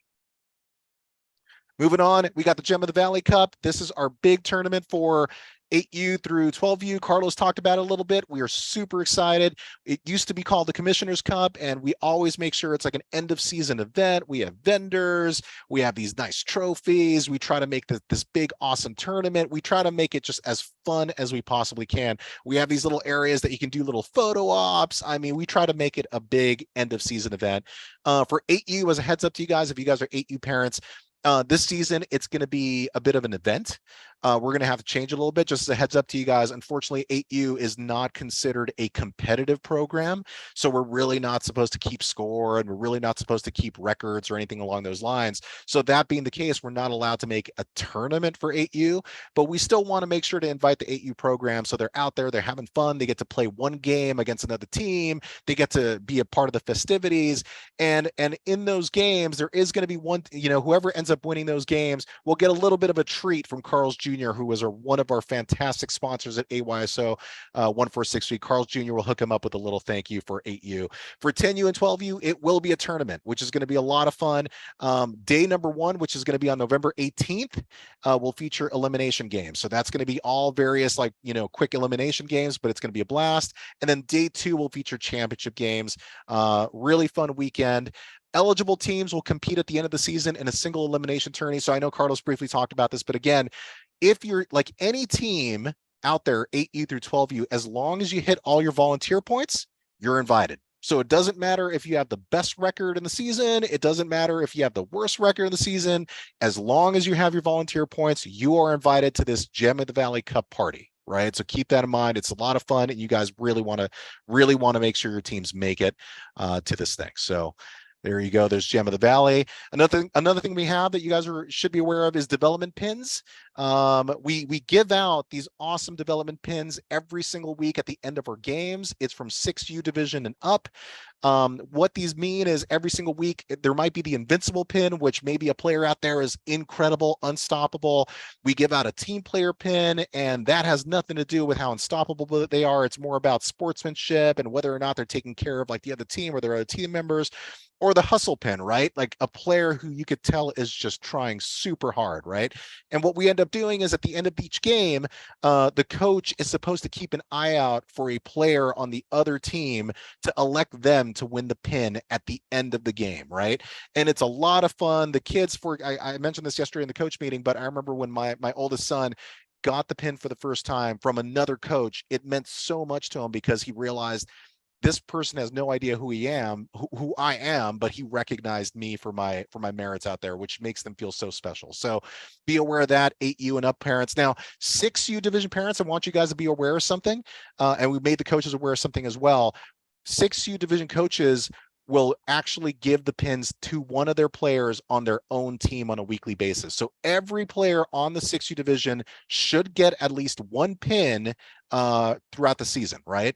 That's super important to us. Now, any player that's 8U division and up, that's when it has to be earned, right? So a player could win it 2 or 3 times, 4 times.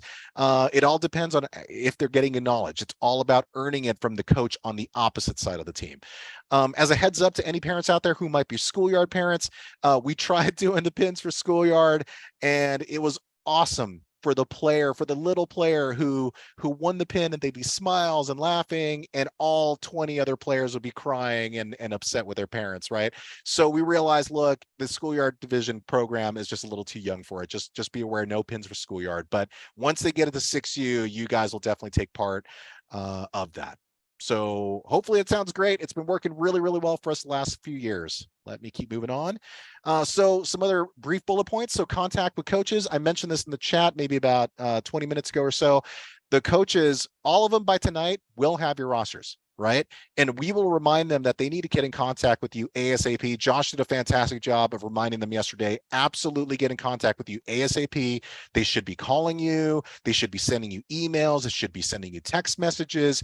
I would say if you do not hear from them, I put down end of day Friday, but I would almost say if you don't hear from them from, afternoon, Friday, August 18th, this Friday, reach out to us. Let us know, and we'll investigate and see what's going on. The good news is you're going to have that player and coach meet and greet event on Saturday, which should hopefully alleviate that. Because at that point, if you don't know who your coach is, well, you'll find out when you actually go to that meet and greet event on Saturday. Which, speaking of which, I've sent some emails. We've sent some emails about this. So our big coach meet and greet is going to be happening this Saturday, August 19th. It's going to be happening at Dick's Sporting Goods, which is at the Temecula Promenade Mall. All divisions, all programs are welcome. I don't have the image here, but I have been sending it to you guys, and it is on our social media websites. And what I'm planning on doing is tomorrow and Friday, I'm going to send each and every one of you a reminder email that includes a reminder on your times, and it's going to include the coupon for the 20% off coupon for Dick's Sporting Goods. So that way you guys can shop around. Absolutely make sure to print that coupon if you can. If you don't, it may not be the end of the world. A lot of times Dick's Sporting Goods prints out a bunch of coupons for us. So don't fret, but I would still say be on the safe side or get a picture of it on your phone. That could work as well. So this Saturday, make sure to look at the times. I will send out those reminders. It's going to be fun. You'll be able to meet the coaches, and so will your players. So please make sure to meet us on Saturday. Every division and every program is invited to come. Practices, they are going to begin August 21st, so this Monday. Specific dates as far as when your practices are, locations of where they are, that is solely based on your coach. That is one of the perks you get for volunteering as a coach. You basically get to decide when you want your practice to be and where. So once they get a hold of you, they should be telling you where their practices are going to be and what times, right? And again, like I mentioned before, it might be at Torrey Pines, or it might be at Chavella, or it might be at Dorothy, or it might be at a few other surrounding parks. So be aware that it could be at different locations and different times, but they will get in contact with you very, very soon, and they start next week. We talked about uniform distribution. So coaches will pick them up on Friday, and then they will hand them out and pass them out to you sometime next week, I would assume, once you guys get to your practices. All right, picture day, that is going to be happening Saturday, August 26th. We are working on the schedule now, and once we have the schedule ready to go, we will absolutely make sure to email each and every one of you. It's going to be on our websites. It's going to be everywhere. It's going to be in our social media, so you will not know that picture day is coming. So it's going to be Saturday, August 26th. There's going to be individual pictures being taken. There's also going to be team pictures being taken, and each team will have its own designated hour to show up for. So more information will be coming soon on that. So please keep an eye out for that as well.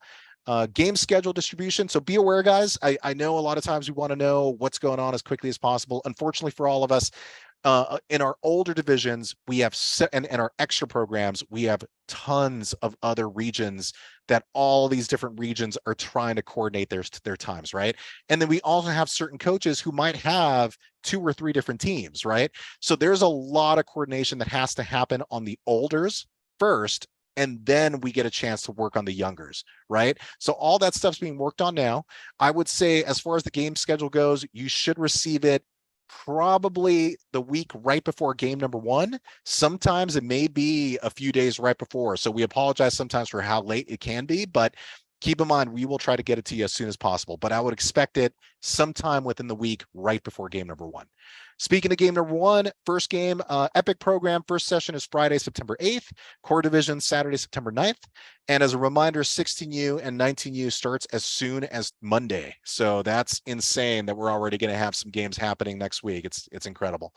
As a heads up to some of you, AYSO is closed the weekend of 11/11. That's Veterans Day weekend. So we're not going to have any Friday or Saturday activities on those dates. And you guys will see that on the schedules themselves. So you will be reminded.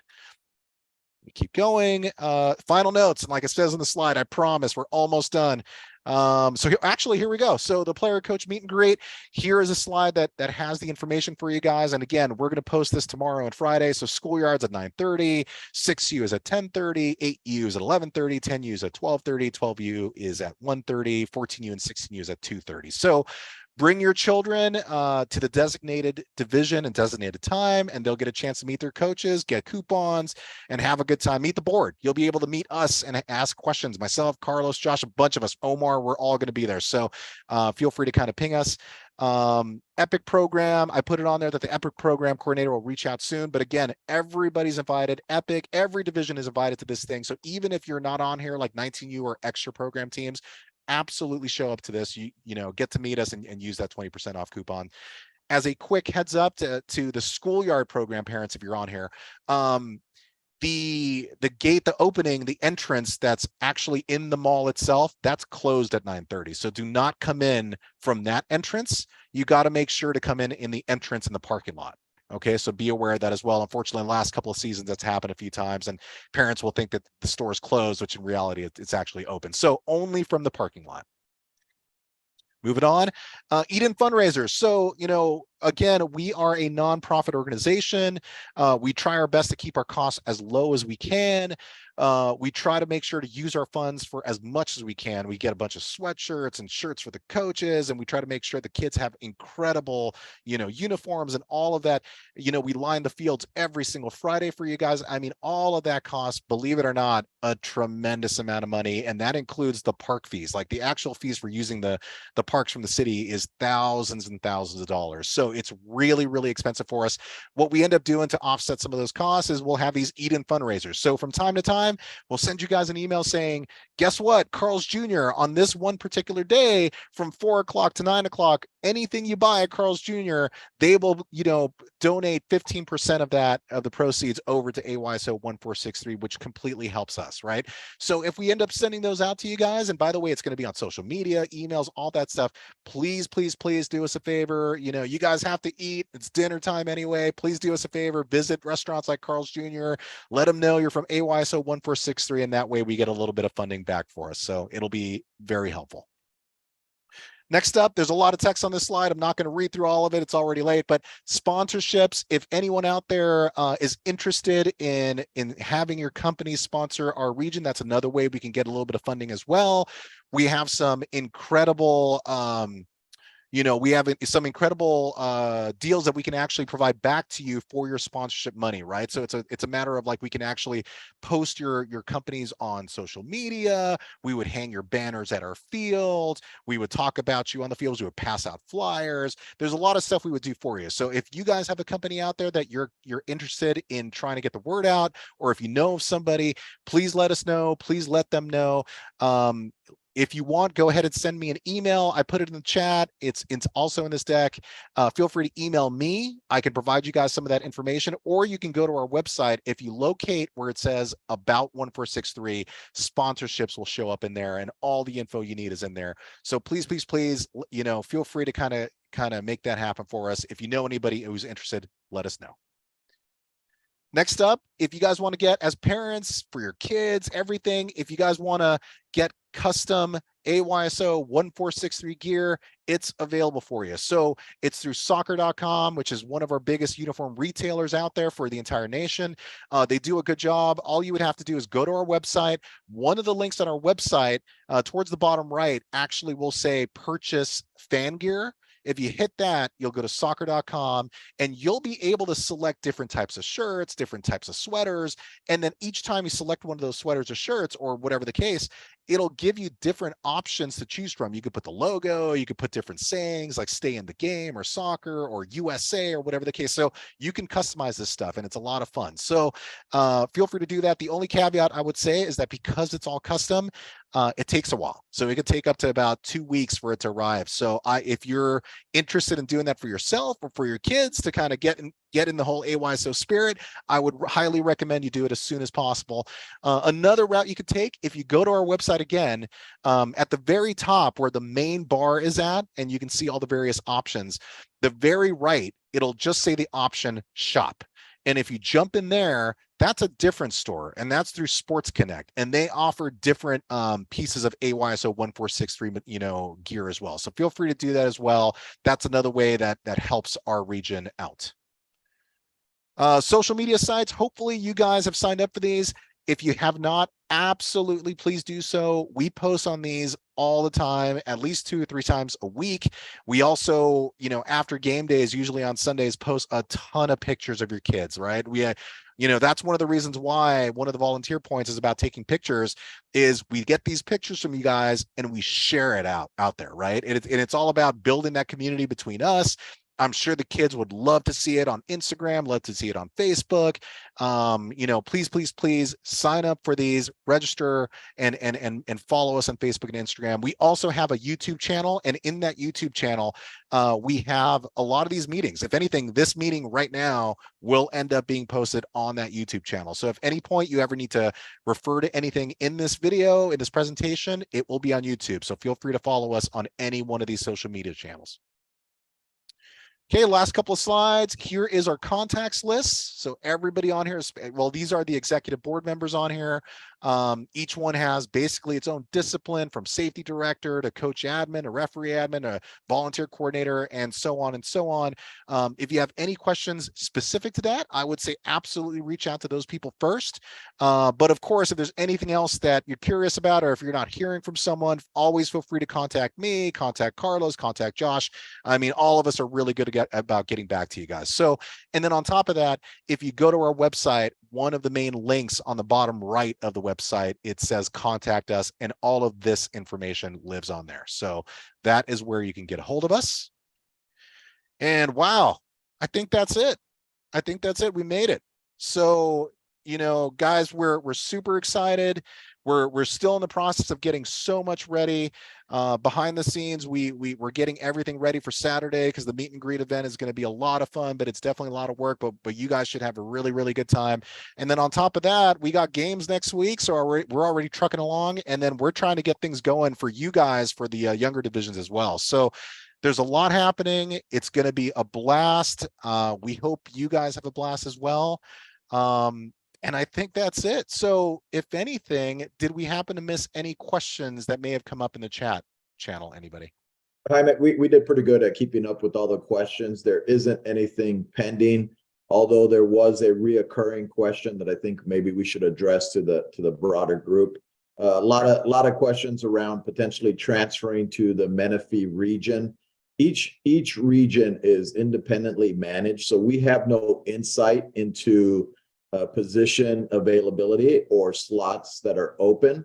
So my recommendation is that you reach out, if you're interested, reach out to the Menifee region to see if there's any openings before, and this is a big caveat, please, before withdrawing from our region, see what availability is open for your child and for the proper division before withdrawing from us. I think someone chatted, there's a waiting list. I'm sure there's a waiting list for Menifee as well. When we have a withdrawal, we visit the wait list and we move someone up to the active membership. So you may lose your slot if you withdraw, and if there isn't a home for you at Menifee, we may not be able to fit you back in. So just be very, very cautious when you do that.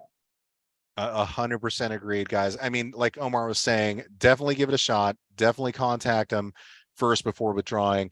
I don't want to be negative or a Debbie Downer here, but chances are very, very, very high that 99% of their divisions are full at this point. It's really, really late because we're going to start the season really soon. But you never know. You never know, right? So give them a shot. And if anything, look, if you end up staying with Marietta, it may be a bit of a drive, but I promise you, we will make it worth your while. We do a really good job. Everybody here works extremely hard. And communication wise, we're always letting you guys know exactly what's going on. And we have a really, really fun time. So if you end up staying, I do not think you're going to regret it. So please consider it. You know, Jaime is too prideful to say this. He's too modest to say it, but I'm not. So I will. We did win Region of the Year compared to Menifee. So I'll just throw that out there. There's a reason why we won Region of the Year. All right. Since you brought it up, and you're right, for whatever reason, like, hey, look, I'm honored and these guys are honored too.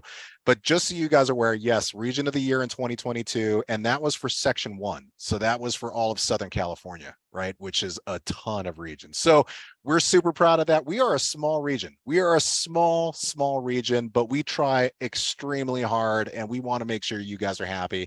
And I think for the most part, we succeed. We're not perfect, but we succeed. And as always, if there is something that may not be perfect and you think you guys might have some suggestions for us, we are always open to hearing it. And that's where we would love for you guys to step up as board members, right? I mean, it'd be great to kind of get your help. And I know Carlos talked about it briefly, but even if it's a little bit of your time, guys, if you become a board member, it's not a situation where all of a sudden we're expecting 20-hour weeks or anything.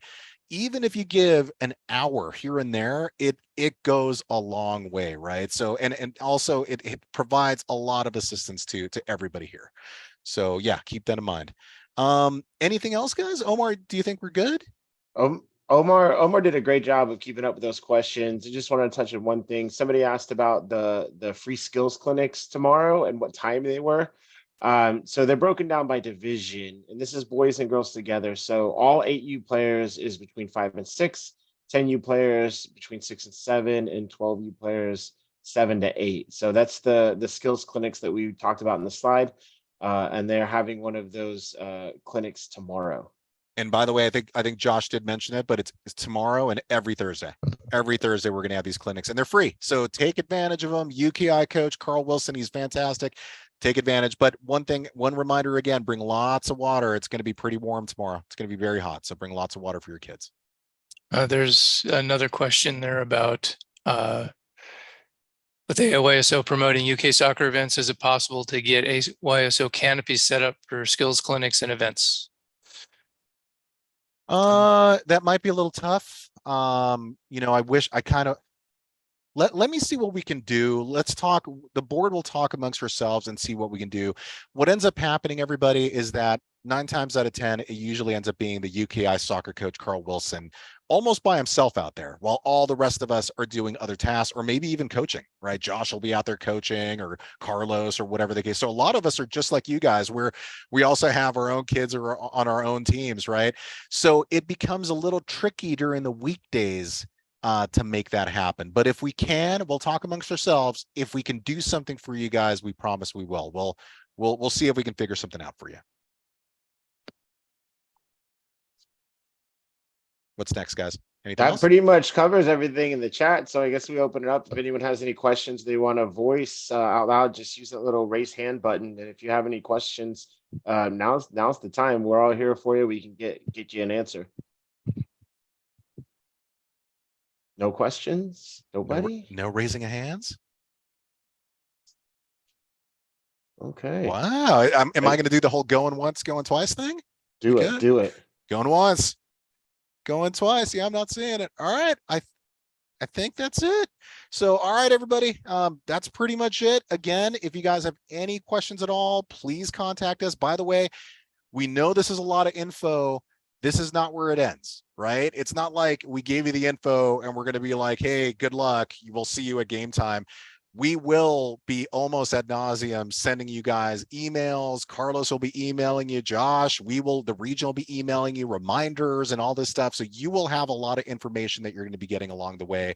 So we're never going to leave you guys alone, and you guys will have all the info you need. If for whatever reason, I have gotten a couple of these emails the last few days, if you're not getting these emails, please contact me. There might be a situation where you might have been unsubscribed, but you should be receiving these emails at least once or twice a week at this point. But other than that, everybody, thank you so much. We hope you guys have a fantastic season. And real quick, sorry, oh, sure. one last thing. Thank you, Alex, for the reminder. We are hosting a 6U and an 8U coach course tomorrow. So all of you amazing, motivated parents that are interested in getting some coach training, come on by. The information's on the website, or you can reach out to us and we'll give you the information. So 6U and 8U parents, come to coach training and help out your coach that you already have. That'd be awesome. Fantastic. Thank you, Alex. Thank you, Josh. All right, guys. I would say board members, if you guys can hang out after the call, but everybody else, feel free to have a fantastic night, and we will talk to everybody soon. Have a good night, everybody. Thank you, parents. Thank you.